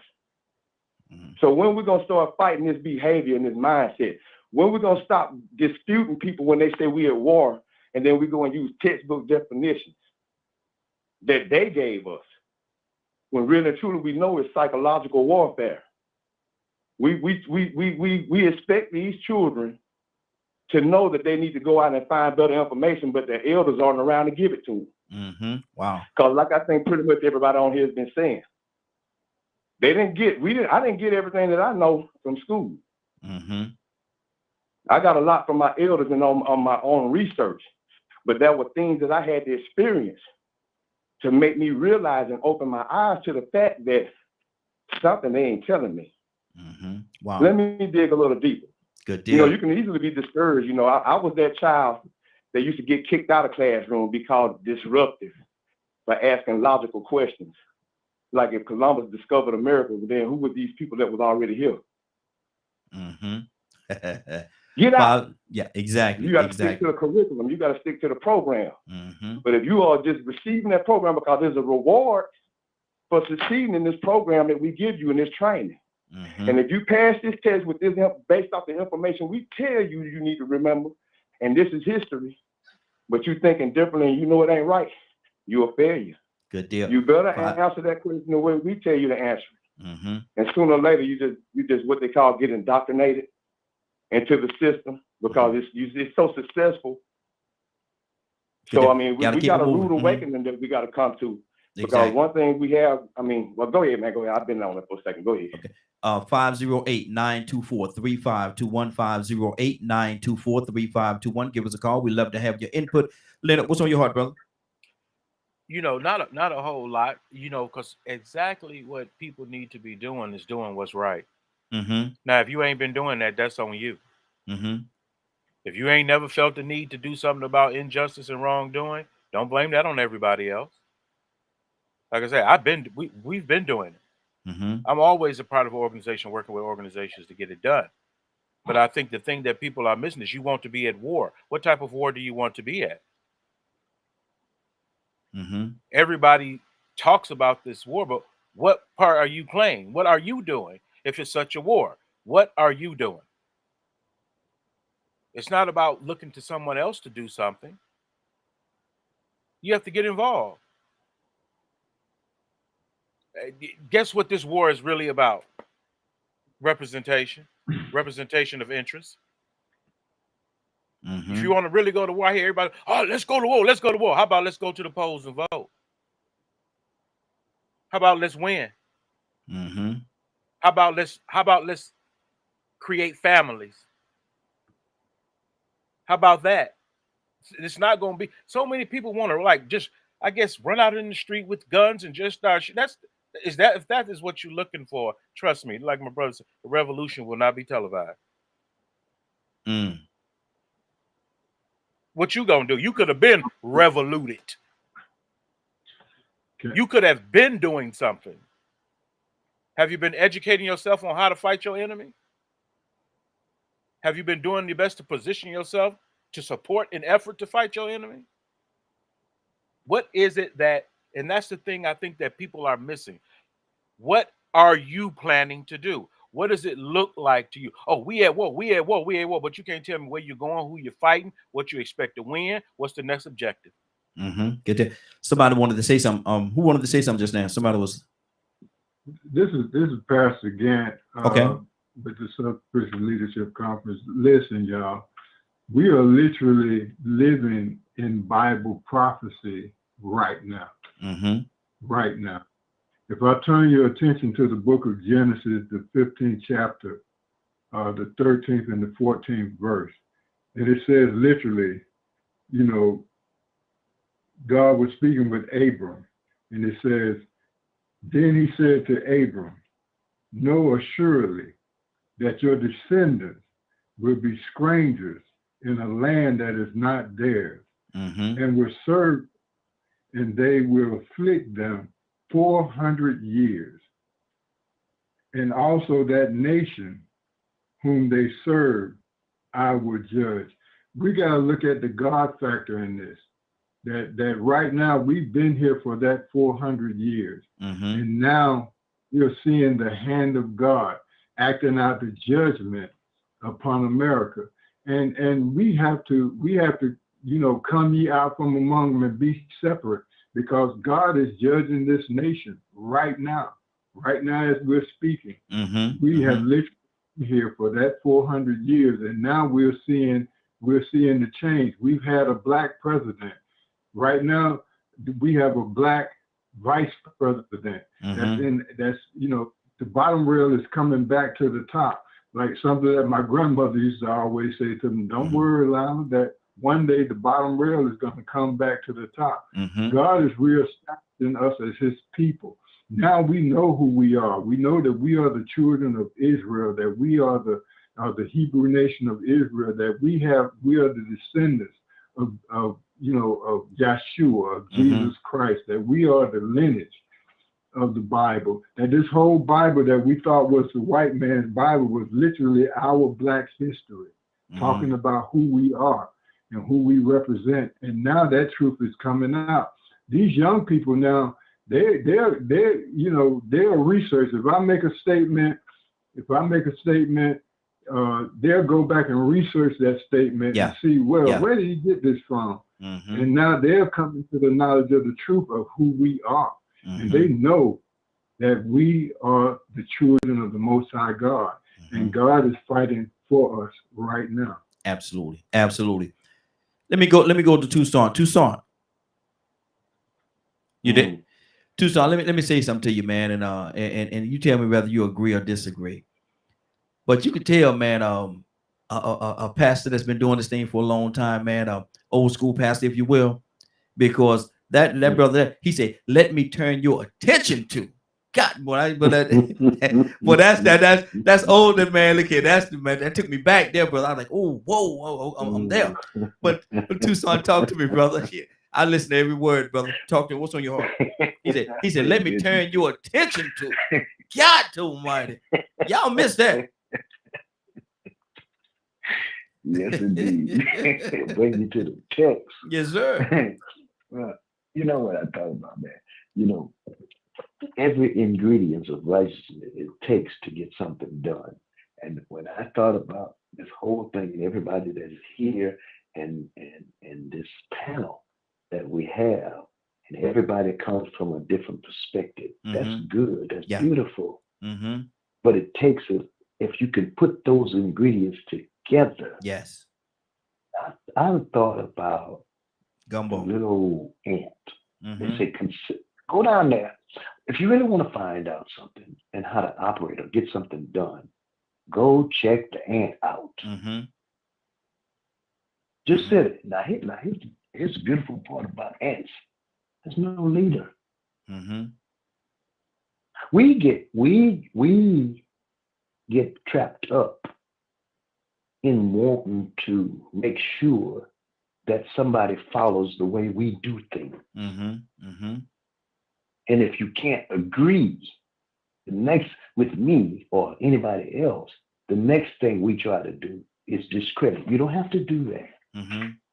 You can work together in the strength that you have with somebody else that has another strength. In a matter of fact, you can work with some folks that have weaknesses, because the strong bear the infirmities of the weak. We in this thing together. We all got the same fight. We all trying to get out the hole. We're almost there.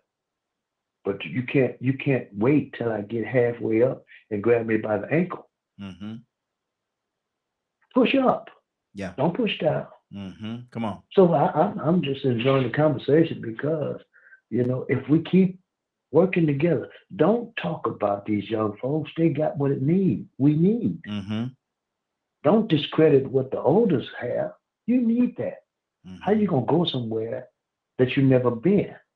Ask somebody that does anyway. Matter of fact, I'll shut up when I say this. I tell people all the time when they say I'm going crazy, I say, don't turn around. That's not the way to go. I've been there. He said, I've been there. He said, I've been there. Badger, good morning, sir. How you doing this morning?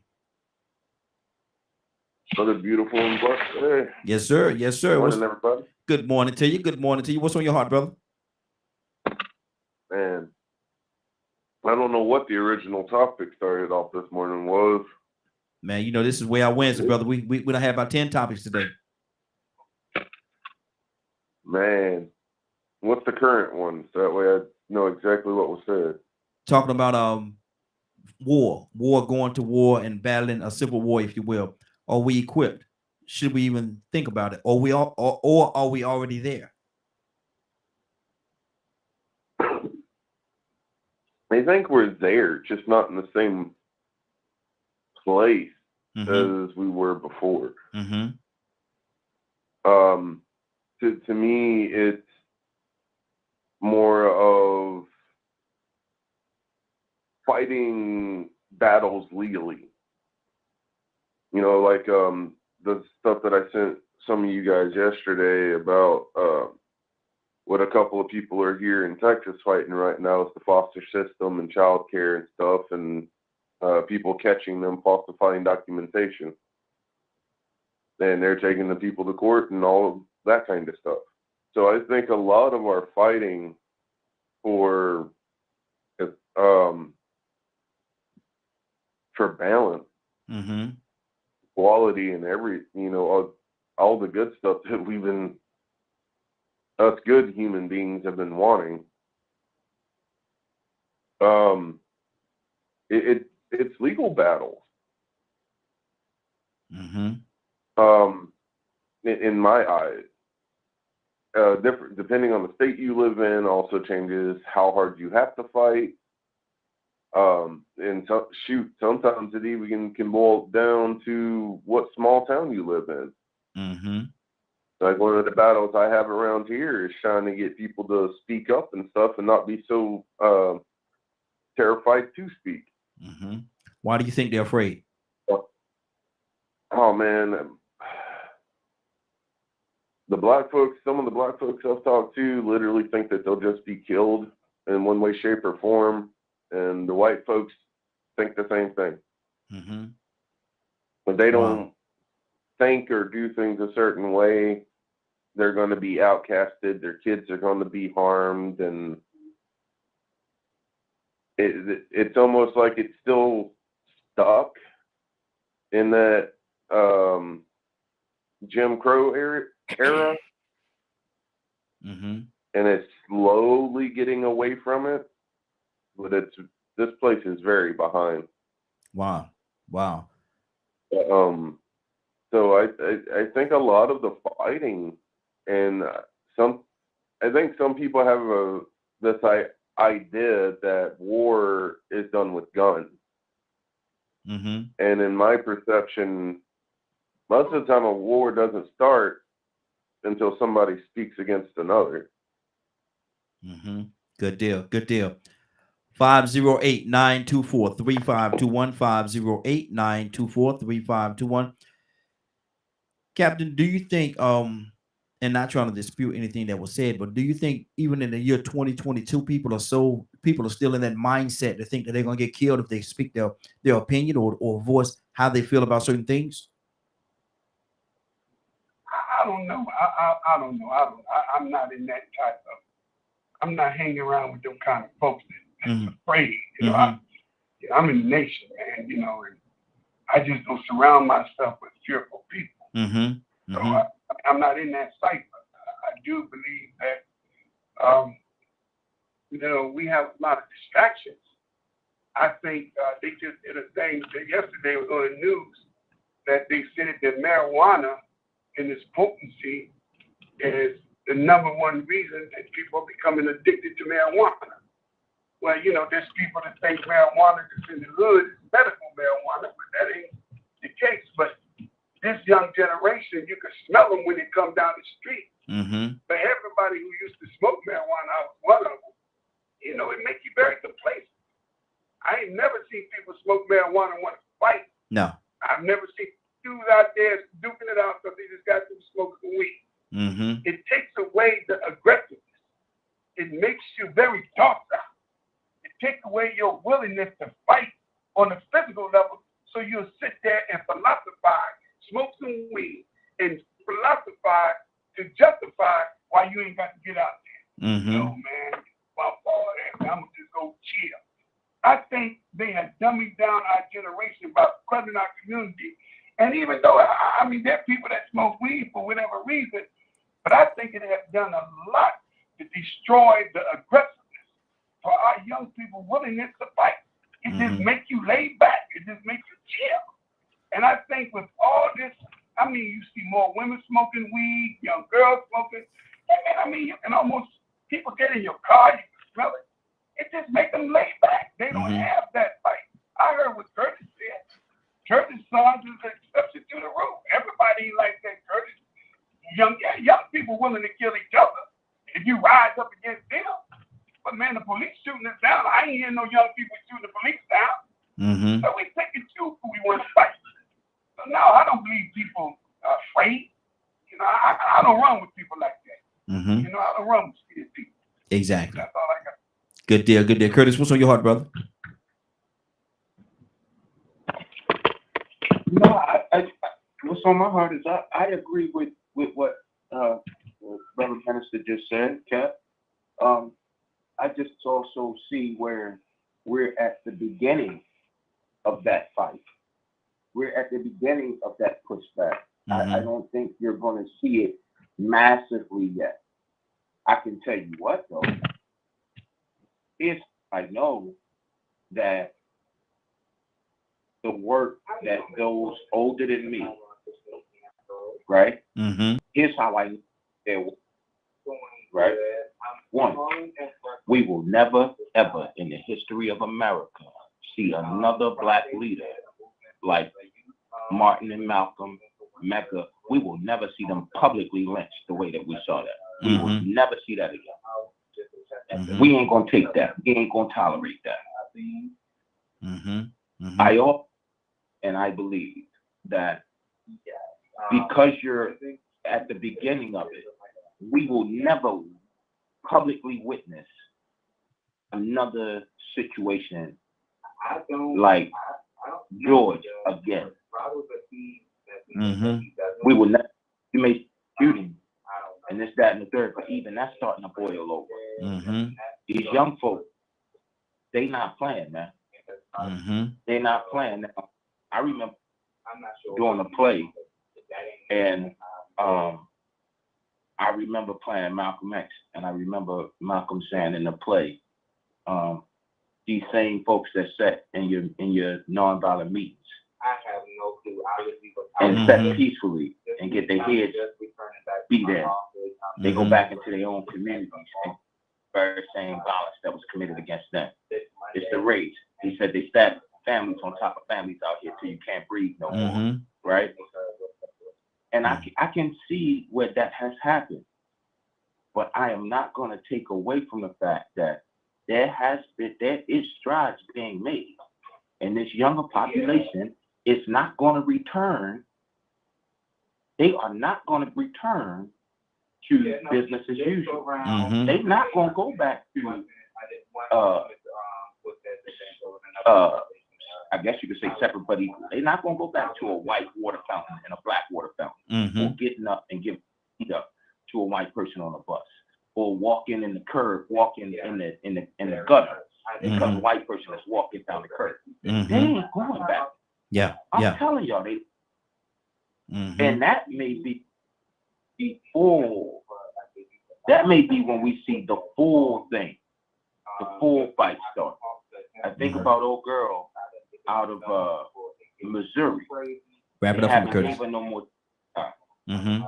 But the way she broke that thing down, man, she told all of us, it's coming.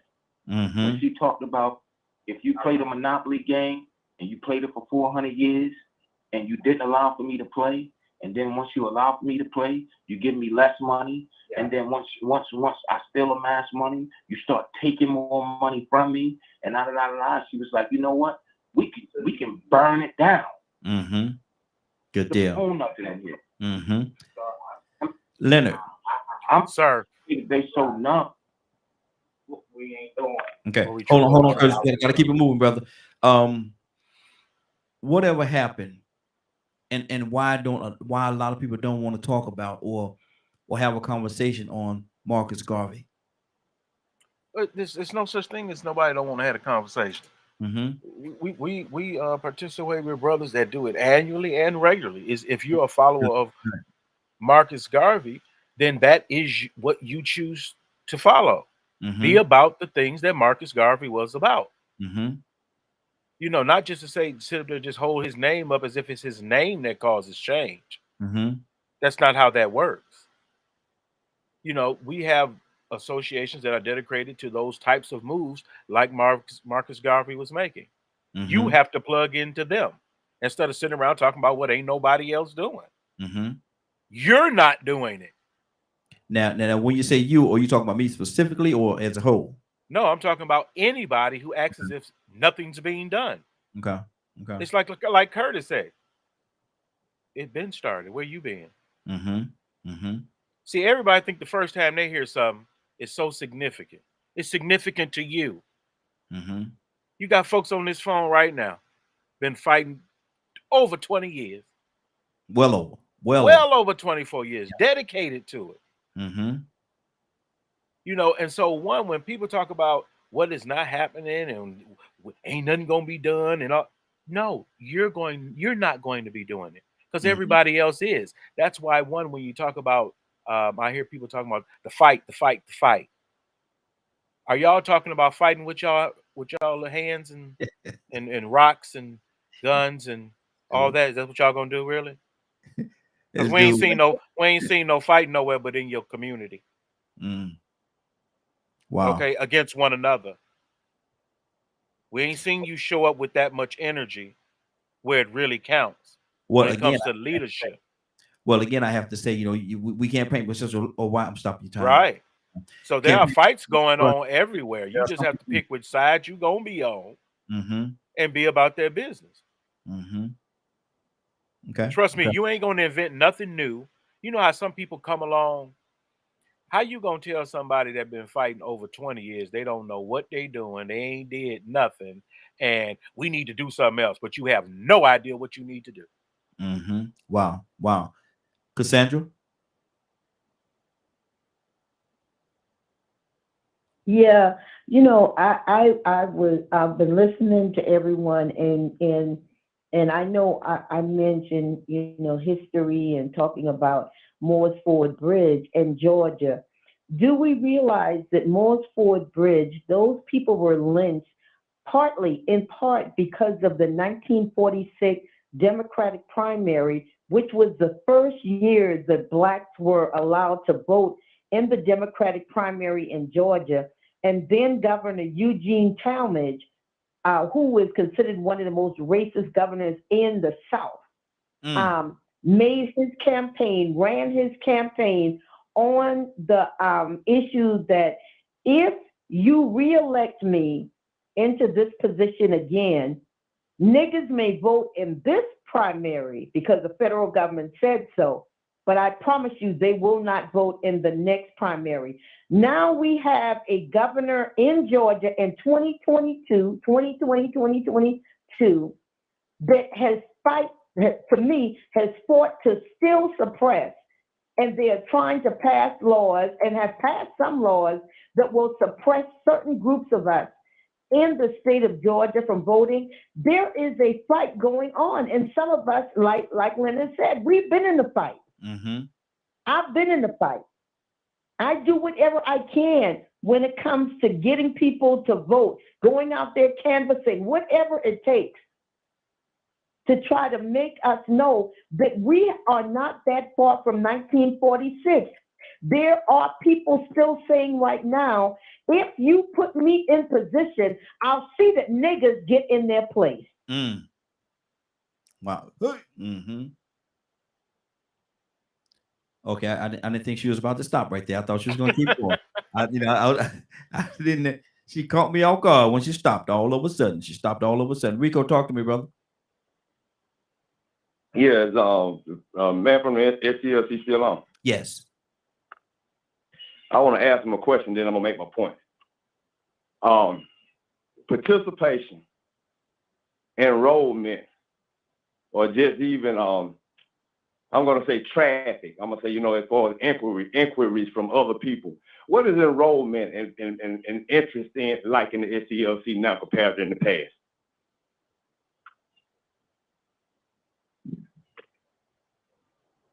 Hello? Mr. Lionel? I don't understand your question. When you say enrollment, what are you talking about? Membership. Membership. As far as membership. Is the membership and activity as strong now as it was in the past, or has it sort of like waned a little bit and y'all looking for more people to get involved like it was in the past? Has the momentum died? Well, I work in where, as far as I'm concerned, I oversee the SCLC Stop the Violence and Incarceration campaign. Okay, but due to the pandemic, we didn't host any of our events for the last 2 years. Okay, but we have people coming from all over the country. When we host the SCLC Stop the Violence and Incarceration Love Fest, these young people come out and they show out, bro. They show out. I'm talking about ain't no pants sagging, ain't no booty shorts. We're talking about our young people come out and basically what we tell them that they can sing, they can act, they can do whatever they want to do, but it has to be about stopping the violence. It has to be about us making a change, about us doing something positive. And look, when these young people put pen to paper, it is an awesome event to be at. And we just had, the last one we had at the Tupac Shakur Center for the Arts. And we ran out of sign-out books. We had over 500 people signing up in an hour because it was so many people, it was so many of our youth that came out to those events. And basically they're on fire. They want change. They want to be involved. And we're seeing, not necessarily, them enrolling in the SCLC, but we be working with the NAACP and the Nation of Islam. They provide security for us at a lot of these events that we host. And then the Black Panther Party, they were at our last event that we had in the Mall West End. They provided security for us. The brothers was in uniform. They were standing tall. They were right there. I mean, it's a powerful event. Now, we haven't had those recently because of we didn't want to, create what they call a super, what do they call that? We didn't want to do an event that would be a super spreader. Yeah, there you go. Okay, but now we're getting ready to start back up our SCLC Stop the Violence Love Fest. And you got to be there, bro. You have to see this, a powerful event. Now, and I want to remind you all that, look, y'all, this thing is real. I mean, they're looking for us to annihilate ourselves. I was speaking with one of my co-hosts that was in Chicago. I'm sorry, that was in LA, and then I was speaking to another one that was in Detroit. And literally, these organizations are literally dropping off guns, crates of guns in Chicago, crates of guns in Detroit, with the ammo in these crates, so that we could kill ourselves.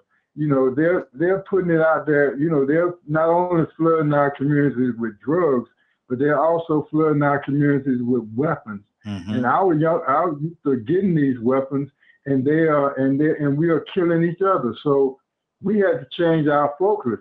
We had to turn our focus back on us. We had to start working with stopping the violence between us. We got to stop us from killing us right now.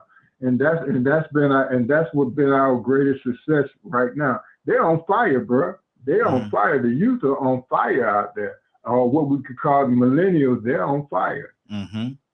Good deal. Good deal. Anything else, Rico?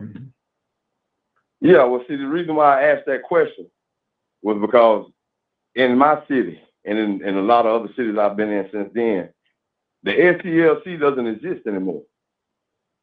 It lost its momentum. And the NAACP is on life support. Not to a lack of effort, not to a lack of outreach, but for a lack of interest from the people. See, when you ask that question, when are we going to fight for our freedom? But if you don't, if people already think they're free, and it is some people on here that would dispute that comment that you made. But you said that when are we going to fight for our freedom? Well, if you all think you need to fight for freedom because you think you're free, you're going to be wondering what's the use of fight. So who's going to be interested in listening to that? That's the point I'm saying. If the outreach is out there, I think when he was making that comment, he wasn't making the comment to those of us that actually, even just coming on this platform, acknowledging and talking about the conditions that exist. That's outreach. That's letting it be known for those that are noticing it to want to find out more, to come and talk and find out a little bit more. It's that rude awakening that I'm talking about. See, if you don't think you are at war, then you're going to think they don't know evil exists. If you're going to think that we are in a war, then you're going to think that there's no inequality or any inequity, injustice. But we are at war against all of those things. And it got a little hot sauce on it because we black. Okay. So that's the war we're fighting. We're fighting inequality. We're fighting injustice. Look, we're fighting oppression. We're fighting poverty. We're fighting our schools failing in this public school system, and we're fighting our children being brought up in broken homes and families being torn apart, and then our prison incarceration system increasing with people that look like us, our youth. See, our youth, they are on fire. And then a lot of them are getting burned. I just saw another rapper got killed again the other day, and he invited his ops to his house. Y'all come get me. Y'all know what time I get here. And they got there. They met him. They beat him there. There's a lot of that going on too. So I think he's speaking, and I thought you were speaking to those people, because I think everybody on this platform taking their time out of their day to even come on here and address these issues is somewhat making outreach to those, to let them know. I mean, because you can put it out there. You can lead a horse to water, but you can't make them drink. I think you're talking to those horses that don't want to drink. Good deal. Good deal. 508-924-3521. 508-924-3521. Let me go to Badger. Badger, what's on your heart, brother? I was listening to what everybody was saying, and I agree with them. I sent you a post or a thing on Facebook to give a little bit more understanding of some of the things that I helped fight out here in Texas. The place called give me one moment. Vidor, VIDOR, Texas. 2022, right? Yet there's still a sundown town. Wow. Yeah. So there are still places that still exist that are like that. There's a few sundown towns around Georgia too. There's still a few of them around here. So that's why, like, it.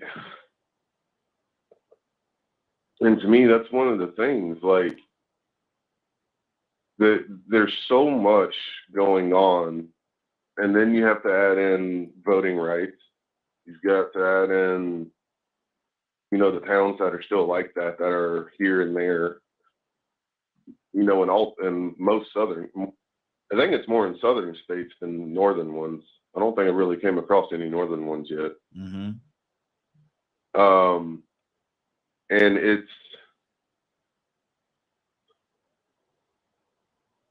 it's a fight. And to me, we have to decide, you know, are we going to do it with guns or are we going to do it legally?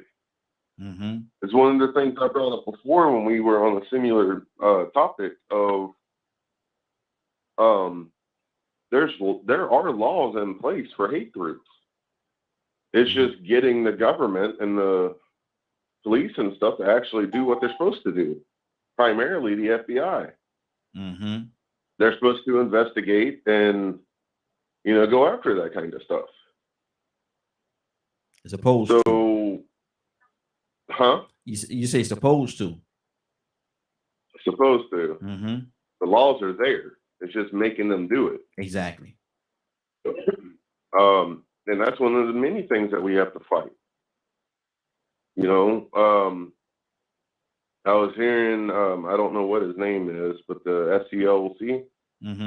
Mr. Lionel. Talking about, huh? Mr. Lionel.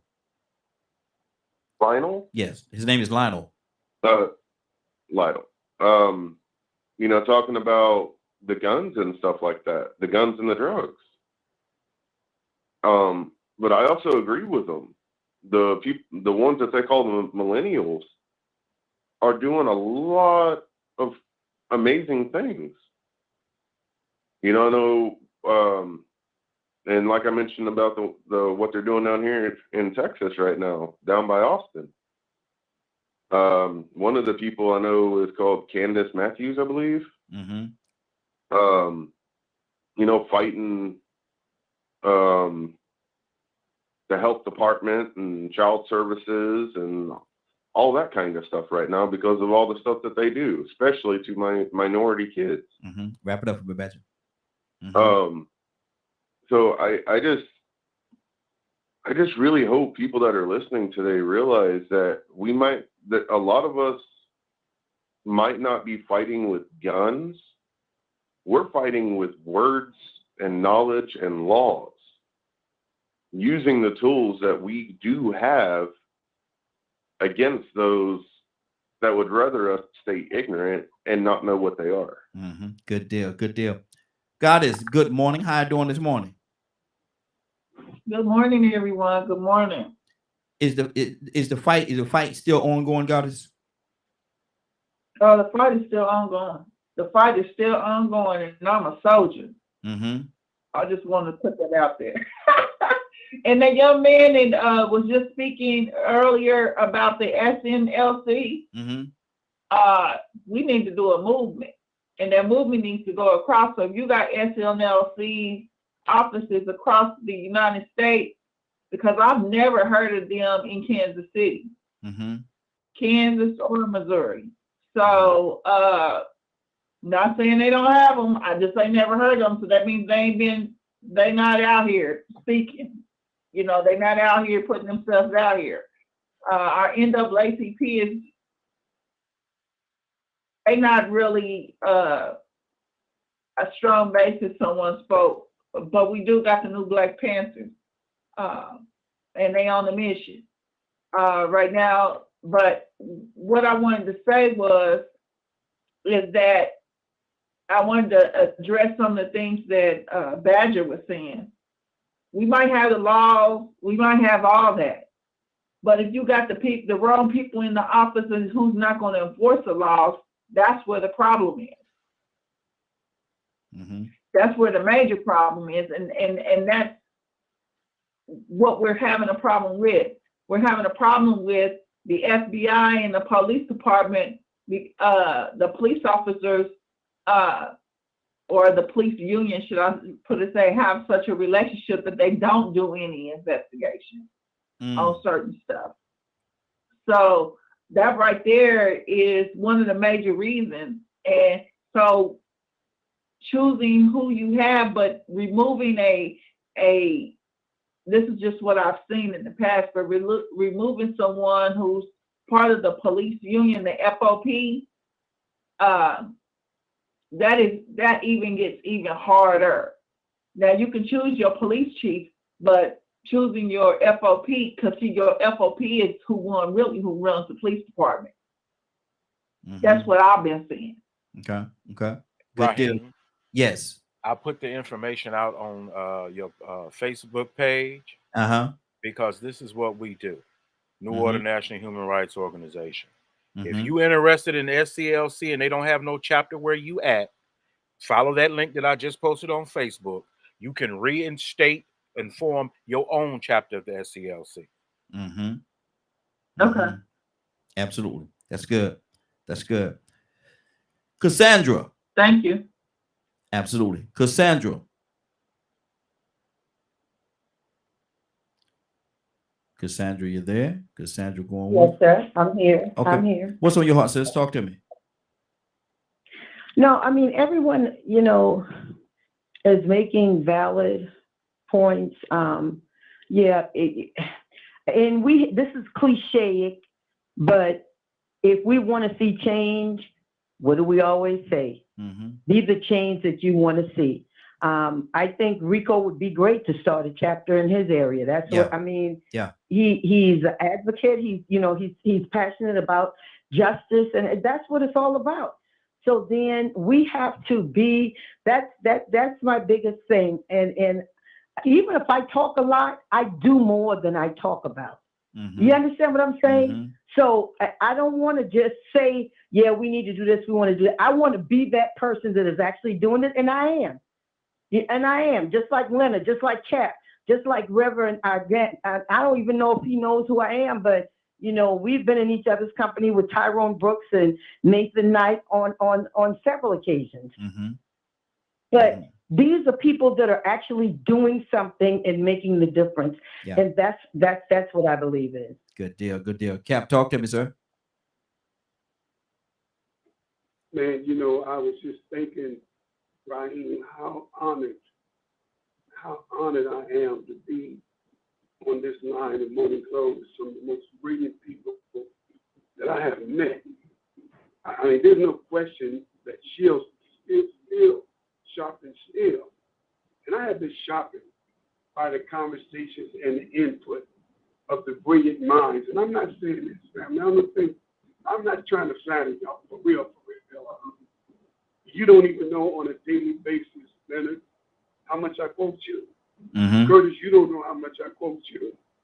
Brother Rico, Brother Bat. I mean, every one of you, man, even all of y'all, the sisters, man, I quote you. There's something that God's going to put in my life today that I'm going to use this conversation. And let me say this about SCLC. Back during the struggle of the 60s, we as a people belong to something. Either we join the Urban League, NAACP, SCLC, SNCC, or... Hey, Captain, your volume is just a little bit low, Captain. Your volume is a little bit low. Want to make sure everybody can hear exactly what you're saying. So we're used to being a part of an organization of struggle. Back in the 60s, we belong to something. Many of this young generation, they don't belong to nothing. You couldn't come up in the 60s and you didn't belong to something. If you didn't like the nation, you joined the family. If you didn't like the family, you joined the urban league. You didn't like the NAACP. We belong to something and we work together. It was that unity that brought about change. We got to get back. I like what Reverend said. Yes, the nation plays a role in Georgia. We do the security. The nation plays a role in London. Peacekeepers. I got 34 chapters. I want to open up a chapter in every city. And the key is belong to something. And we're going to revive. And just I heard what Rico said that the NAACP is on a life preserve. I understand that. These young people don't know the commitment of these organizations and what they have done to further our cause. They don't know. They got so many distractions. TikTok, Facebook, Instagram. They're battling there, being shot down in the street. They got so many distractions. But I believe, Raheem, that the people, the brilliant people that's on this line, we do not really understand what we have done for one. I've seen all of our language change. Yes. I used to say when I hear, can you hear me? Yes, sir. Okay. I was saying, I've seen our language change. I used to, Badger have gotten better. When Badger come on, I thought that was intermission. It's time for me to go to the bathroom. Badger's on. But now, man, I listen to Badger, man. We quoting. I think we're doing a great job. I thank you for where I'm with you, man. I think we all saying the same thing. But let's get these chapters jump started again. I like that what you said. Rico, start one. Yeah. I love to be a part of FCLC. All right? And Raheem, I also like to add with what Captain said. That's the thing about the movement. The movement don't never stop. It may slow down, but it never stops. And right now, the world is paying attention. Black, white, all over the world. You have to seize leadership. You can't sit around on your behind and sit there and throw rocks at your brothers and sisters, your mothers and fathers that died for this. Even as the president of an organization I was here in Atlanta, Georgia, you'd have people come down here, well, they ain't doing nothing. This ain't doing nothing, brother. It ain't about what they doing. It's about what you getting ready to do, what you want to do. Right now, New Order did press conference this morning in Akron. Guess who was standing with them? Nation of Islam was standing with them then, like they stand with New Order everywhere. I'm very familiar with the work of Brother Gant. Met Charles Steele, talked to all these guys and how they did things. But what they didn't do was sit around and wait for somebody else to do it. If you talking about, well, we ain't got no chapter here, then guess who about to be the new leader of that chapter? If you're really about what you're talking about. So then once you join these organizations, you can get you some education behind you and get you support, because I guarantee you they know SCLC and they don't know you. Working under Brother Al Sharpton. That's one of his main lessons. Use my name, use my platform to do what it is you need to do in your community. I'm not going to sit there and babysit you and do what you need to do in your community.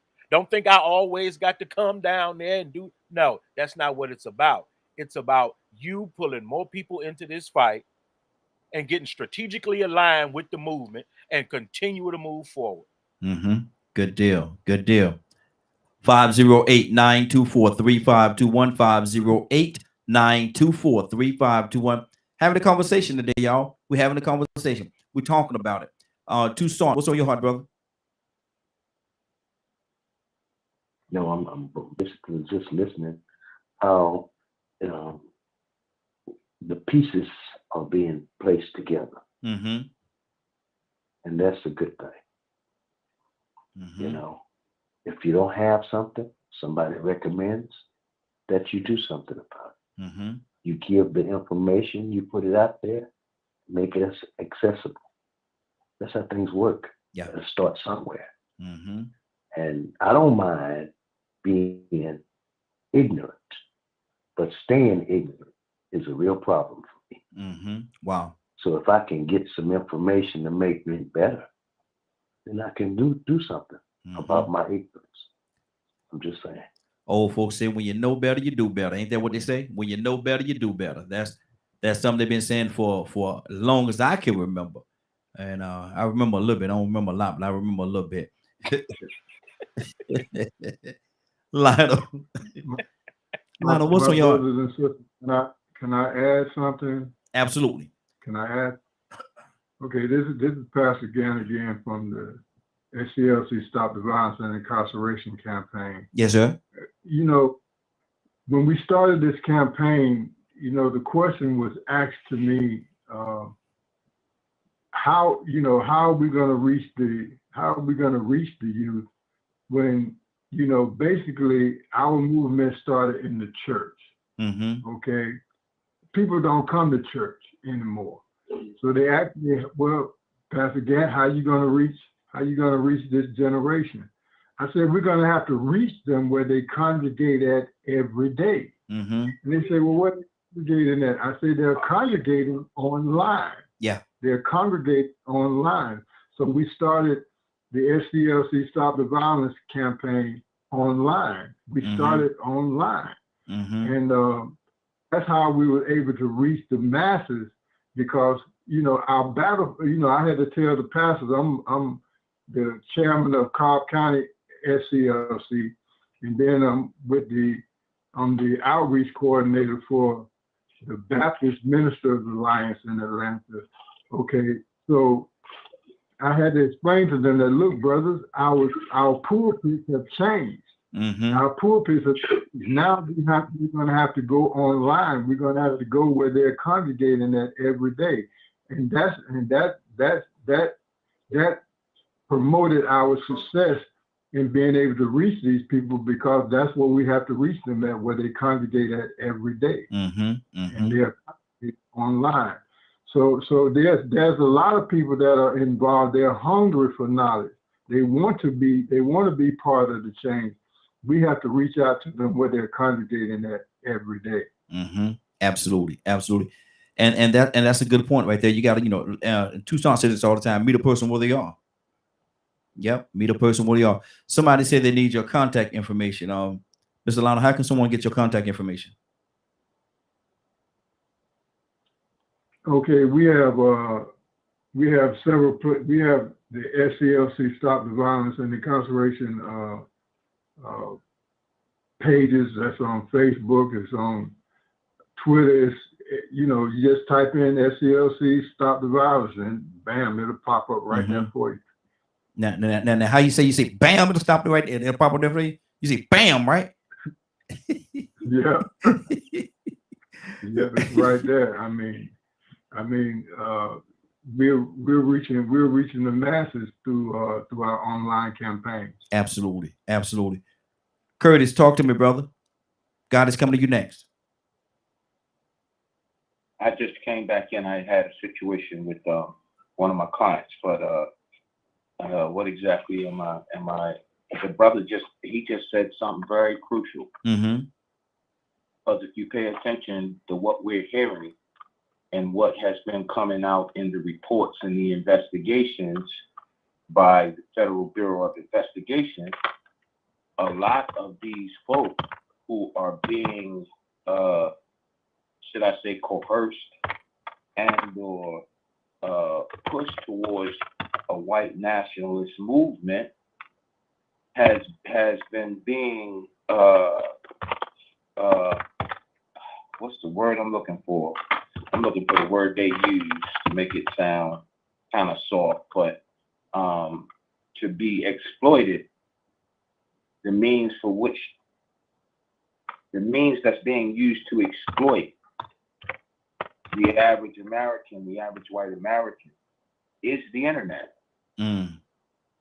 Most people, if you pay attention to what the Federal Bureau of Investigations just put out in terms of white nationalism, most of these folks are being coerced by the internet. So the brother is right in saying that if you want to meet people to address a situation and or circumstance, you're going to have to meet them where they habitate at. And right now, online is the main habitation for the younger folks. If you're not, and you're wasting your time, to be honest with you. So I wish the brother all the success. I would like to get his information because, I'm going to be a little selfish here. I like to get his information because I heard him say that they do things where they have some events where they allow for actors and singers and so forth and so on to come in. So I would love to come and bring Dr. King back to his home. Okay, well, hold on now. You got 50 seconds left, Curtis. Give him a little bit of example of what you're gonna bring to him. Well, I'm in my office. Okay. All right. I'm in my office, so let me kind of get this thing together. Can y'all hear me? Yeah, 40 seconds. You only got 40 seconds. You got to make it quick. Go ahead. Come on, let's go now. I'll use my normal. The first march I ever led, I was surrounded by all kinds of people. Old women who found it hard to walk across the room. They somehow found the strength to march for miles. Young men and women carrying their children and older children holding the hands of their younger brothers and sisters. And all of a sudden a barter was thrown from a crowd of whites. And we shouted, "Duck, Malcolm. But children have a need to know what's being done."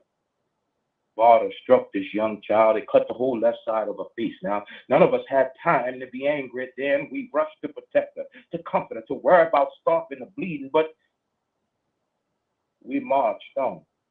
White man bigger than the truck he must have been driving that night. Malcolm, with all his force, yelled, "Go home, you little nigger bastard." Man, he was screaming at this young boy. Couldn't have been no older than 7 or 8. I saw the look in that child's face that night. He was hurt, confused, and maybe most of all ashamed. He must have thought he did something terribly wrong to have all that hate directed towards him. So yes, Malcolm, I can get angry. With all the history that makes me a black man, I can get angry. But it's a different kind of anger. It's an anger that makes you know you can't stop loving. It's an anger that makes you know you can't stop believing. It's an anger that makes you want to prove hate wrong, brother. I hope 40 minutes I started else, but I said, let me go to Old Faithful. Good deal. Mr. Lionel? Mr. Lionel, you there? Yes, sir, I'm here. Okay. We just presented our Martin Luther King to you, sir. We just presented them to you. So when you need somebody to come and play that role or play that part or whatever, you know the fella to call. Get in contact with me, and I'll certainly get all this contact information to you. I'm playing our agent right now. I'm a talent agent right now. I got a lot of hats on this group. Go ahead. I'm playing talent. Go ahead, Rico. Stop laughing at me, brother. I'm playing talent agent, brother. Raheem, the link to Pastor Gant's information is on your page. All right. Oh, that's it right there? Yes, sir. Got it. Okay. That's it, right? Yes. All right, cool beans. That's information right there for anybody that may need to get in contact with them. It's right there on the screen. And copy, paste it, do whatever you need to do, but reach out and get in contact with this young man because he's doing some great things, man. And we definitely want to support anybody that's doing good. We want to support them when they're doing good. Rico, what's on your heart, brother? Yeah, man, you got all my support, man. First off, man, I'm gonna talk about the elephant in the room. We ain't just gonna gloss over what God has said about there not being a chapter in the Midwest in Kansas City, nor the fact that she ain't never heard of the SCLC. Just gonna look over that. No, I actually did some research. There are some. They might have to pull it back up, but there are some in Kansas City, and Missouri area. There is some there. Guess what? The reality is she had never heard of it. Think about that. So whoa. I ain't knocking her. I'm not knocking the LCLC. What I'm saying is that is a reality. That the horse has plenty of water to drink, but they don't even know it's there for them to go get it. Okay. You get what I'm saying? And so even though he's seen this big turnout, listen, I've been there. I done talked to New Order. I deal with the NAACP. My father is in the NAACP. He's one of the chair, or well, I'm gonna say on the board, vice president or something like that in NAACP. Members don't even show up. Plenty of members, they don't show up to the meetings anymore. But you can find more people at car club conventions or car shows or pop-up shops or anything that got to do with business and making some money or having a good time. You can find these same people there. Some of them are even a part of the Divine Nine. They still don't participate in that type of stuff no more. See, I've been fighting, man. Listen, I've been fighting since I was getting put in the hallway of school for saying that about Columbus and standing up for what's right. Then I got to working and I started seeing, man, you know what? I know my history. I don't think I'm supposed to be going for this.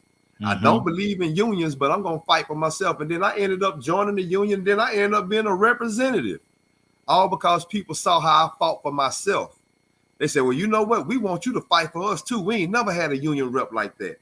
I was 26 years old, fighting for 50 and 40, 50 and 60-year-old men that didn't have the balls or the courage or the drive to go and fight for what was right. So right now, I picked this up from different influences. One of the influences was a man named Reverend John Nettles, and he was the president of the SCLC. He was very much connected. I mean, he would get Martin Luther King's son to come down and speak. Henry Sterling, when he was over the SCLC, pretty much every national head of the SCLC used to make Anniston a regular stop because of the Freedom Riders event. I mean, we had a lot of momentum. Now the SCLC is non-existent. This same man used to have 4 and 5 buses, 6 buses of children going to Myrtle Beach or going to Birmingham to the 16th Street Baptist Church to watch. I think her name is Evelyn King, one of King's daughters, Bernice King, used to come speak. He would load up all of these children from around the county and surrounding counties. He had that outreach. He created events. Spring break, he had something for all the youth to do. He did that.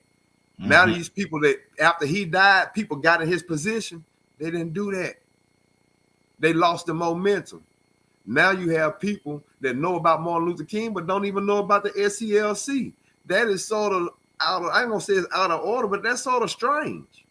It means that, you know, the fight has still been going. Yeah, we still been fighting. But somewhere we are fighting against another thing that is distracting us from getting or distracting other people from coming to or even realizing that we are here, that a fight is needed.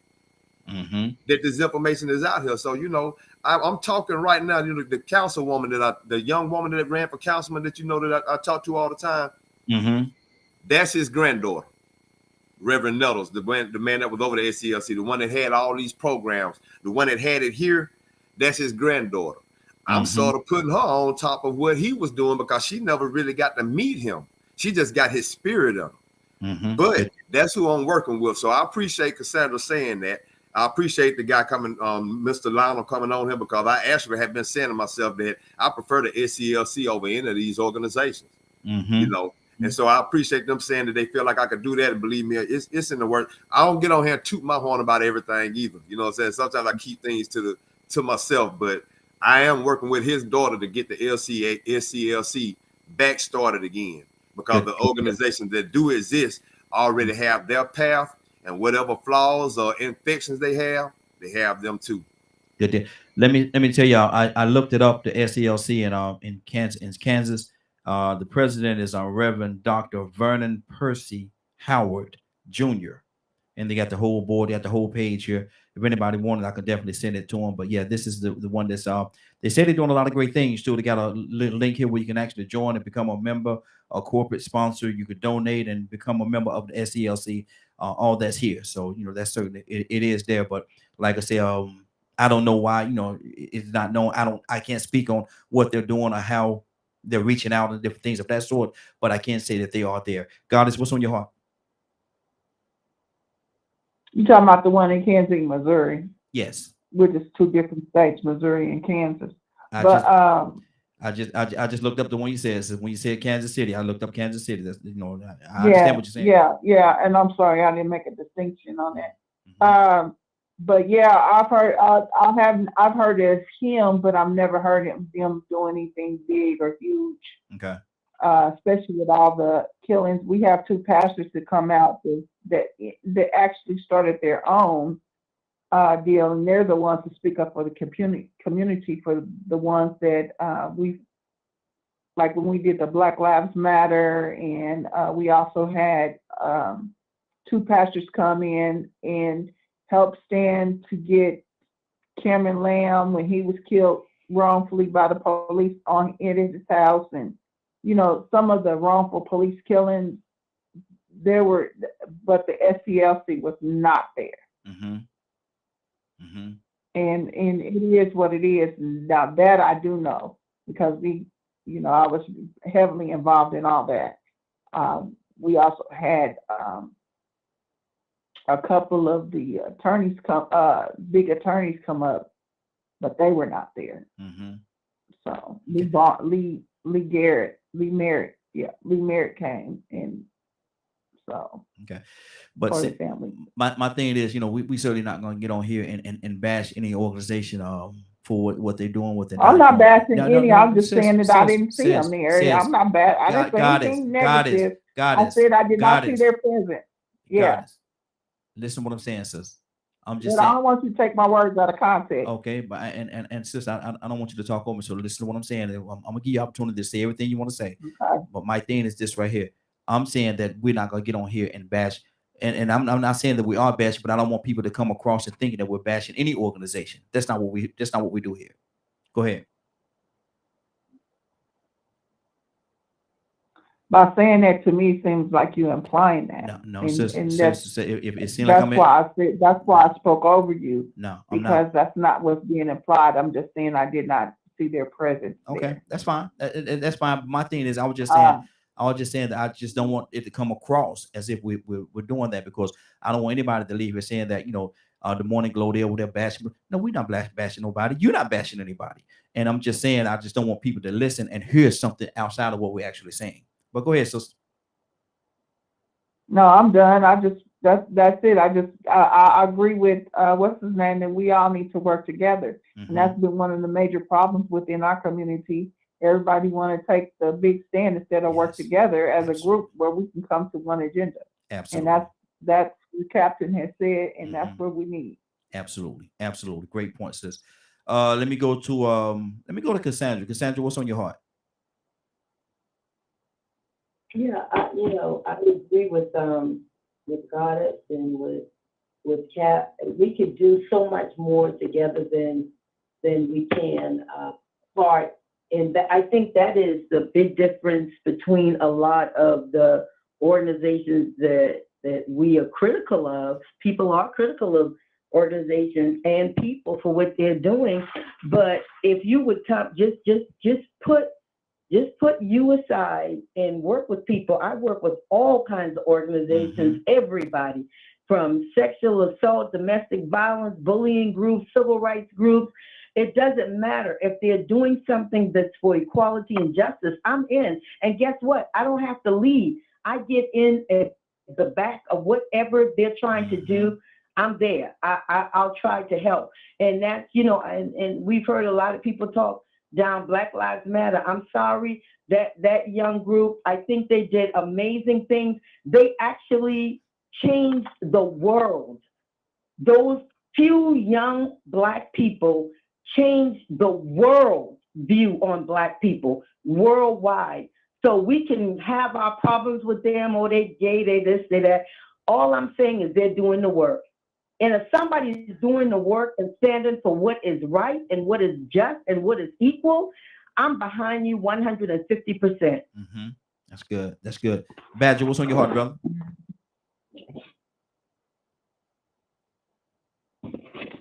Badger, you there? I had to find the mute button. Okay. I'm not used to being on my phone. Oh, I got you. What's on your heart, brother? I know, like, when it comes to organizations and stuff, they can't be at every single gathering group or like, and the fight might be different. There's some orgs that are fighting things that are in a different category. So it's figuring out, if you're wanting to fight for a certain thing, then get associated. And this is something I learned from Leonard. If you're fighting for a certain thing, get involved or start your own group, organization that is fighting for what you want to fight for. Not every group org, so many labels, are on the same page.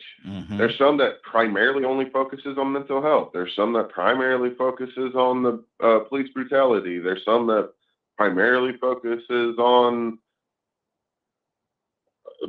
at-home violence, domestic violence.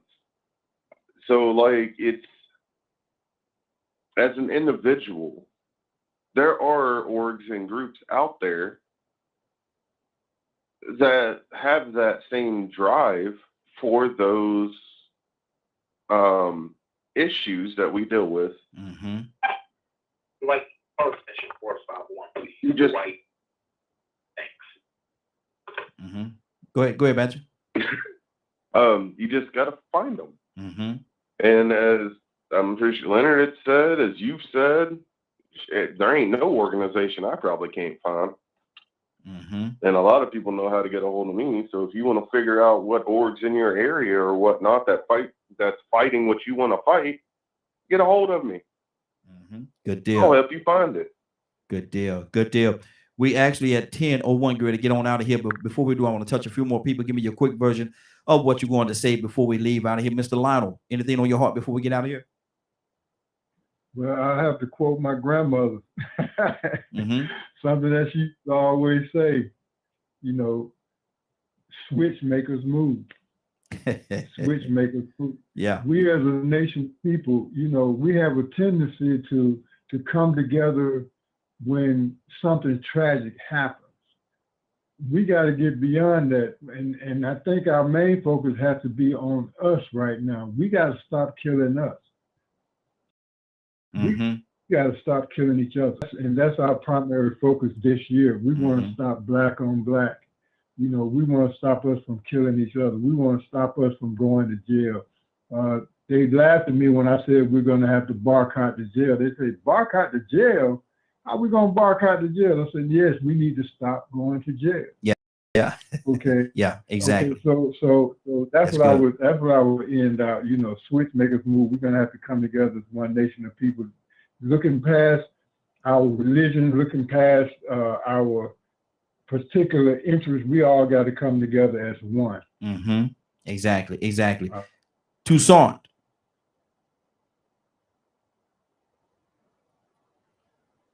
Yeah, I'm on mute too.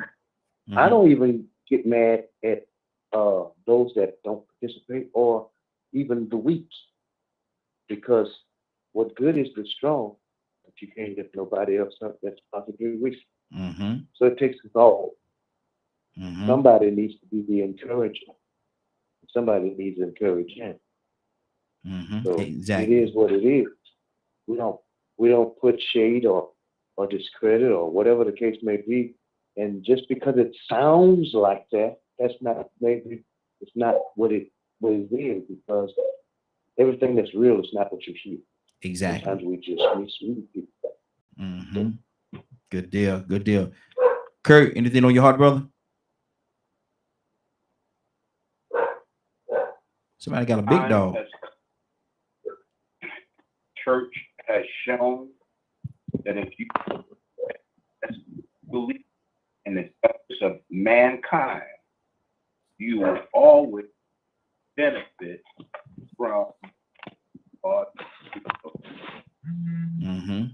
The time has come. Good deal. Good deal. Well, we're going to get on out of here, man. It's been a great broadcast. Rico, what's going on at 3 o'clock today, sir? Rico smiling. I ain't gonna let me up out of here like that, man. I see you smiling. Mr. Lionel said something good, man. He said something good, man. He said, boycott the jail. Yes, sir. And he said, somebody asked him, how you boycott the jail? See, some people would naturally get that, but if they don't naturally get that, they got it's issue. That means they don't know how to boycott the jail. And you got to tell them. I seen a comment. Somebody said, why do you have to speak on anyone knowing anything? Because some people don't know. So if you tell them they need to boycott the jail, but they don't even know how to boycott the jail, you might just have to give them that little simple logic. That's the reason why we speak. And we talk about the things that people don't know. Because they don't know that you can fight with a vote. You don't have to use your hands. Martin Luther King did. So it don't mean just because you hear the word fight that you got to be violent. Sometimes you just got to be proactive. The vote is a fight, a way of fighting. And we've been fighting. Now it's just time for people to wake up and realize that we got to continue fighting, because they don't ever stop. Not the battle between good and evil and right and wrong. With that being said, if you missed today's broadcast and you would like to see or hear today's rebroadcast in its entirety, you can tune in at 3 p.m. Eastern Standard Time on www.dkmmediagroup.com. Good deal. Good deal. And everybody, our sister, man, she's really not feeling well right now, Willa. So if y'all get an opportunity, man, say a prayer for her. You know, she reached out to me yesterday and said the reason why she wasn't on because she's really not feeling well right now. So make sure you all say a prayer for our sister, man. Make sure that she get back up and running. Who gonna get the prayer out for us this morning? Mr. Lionel. Mr. Lionel. Yes, sir. Didn't I hear you say you was a pastor? Yes. Okay, well, pastor at Christian Ministries. Okay, well, if that be the case, sir, if you don't mind, if we can have the honor and the thread of having you to pray us out today, sir, will you pray us out? Yes, sir. All right, good deal. You can go ahead whenever you're ready. Father God, we thank you for this day. We thank you for this broadcast. We thank you for all of us that was on these lines. We ask, Heavenly Father, that your word go forth in power and truth, and that it breaks every barrier. In the name of Yeshua, our Lord and Savior Jesus Christ, we pray. Amen. And thank God. Wow. Wow. Look at Rico. Look at it. Well, I don't know whether I should come to you or not right now. What's on your heart, brother? Rico? I was just thinking, man, how quick and short and good it was. I like them long prayers, but man, that was real quick and short to the point, man. Yes, sir. Yes, sir. He said everything that had to say, and like I said, he said that one thing earlier, man. What's that thing he said earlier? I think I wrote it down. Man, I hope I better find it. Let me see. God Almighty, what's that he said? He said something about let us go to let us. Oh man, I can't believe I can't find it, man. What that you said earlier, Mr. Lano? And I said that's a real pastor right there. Let me see. God, I can't find it. I wrote it down somewhere. Okay, it'll come to me when we get finished. It'll come when it gets finished. It'll pop up and I'll be like, Lord, how much? There you go, right there. But anyway, it's been a great broadcast, man. I want to thank everybody for joining us, and more than that, I want to thank you for allowing DK Media Group and Associates and the Morning Glow for being a part of your morning. It is now 10:07. You're about to exit the Morning Glow, but before you go, I want you to do me two favors, if you will. One, I want you to continue to pray for us because we're certainly praying for each and every one of you. Number two, why this is real simple. I want you to go out there, find somebody, and give them a hug because you never know. It could be the only hug that they get, or it could very well be their last. Love you, and ain't nothing you can do about it. Have a great day and a better tomorrow. Now we shine some of this light on you for the Morning Glow. Take it out there into this wicked and cruel world that we live in, and let your light so shine. He said, "You might give me a disease, Lord Jesus, Lord Jesus." Look at he just popped in there. Look at hey, Donna, what the world just happened, man? What just happened, man? I don't want no monkeypox. I don't want no monkeypox. I don't want no viruses. You give me an elbow bump with your clothes on. We got, fully clothes. You know what I'm saying? Look, elbow bump. Look at that's Ibrahim. I'm wondering where he came from. I'm gonna say that's Ibrahim, man. He popped up nowhere, man. He just popped up. He just came from. I ain't even see him on the line, man. He just popped up out of nowhere. Man, Ibrahim a trip, man. That dude funny, man. He's so serious, man. Some people, Reverend Lionel Gant from SCLC, and Dr. Tate, and one of my cousins, right? Very opinionated. Boy, they get on your show, man. You think. But I mean, they sharp people, but wow. Yeah, you go. Hey, invite them, man. Send them an invitation. Send them an invitation to come on. Everybody's welcome here, brother. Man, if they anything like him, man, they got to be something serious, man. That would be great. That would be awesome, right there. I can't wait. Look here, Ibrahim just popped up out of nowhere. No, go get. Listen, we're going to get out of here, man. Thank you all for joining us. Love you. Have a great day. We'll see. Man, you started out 20 minutes late, man. I started on the phone about 5 minutes. Man, look here. On some must have just happened to Ibrahim line. I don't know what happened to his line. Something happened to his line. I don't know what happened to it. Something happened to his line. He just stopped talking. I don't know what happened. Yeah. And for the rest of the story. Exactly. Look here, something happened to his line. I don't know what it is, man. But by my clock, it's saying it's 10:10. I'm gonna say 10:10. It's saying 10:10. So see you tomorrow. Have a great day, and see you tomorrow. God, stay the same. Rico, cut it out, brother.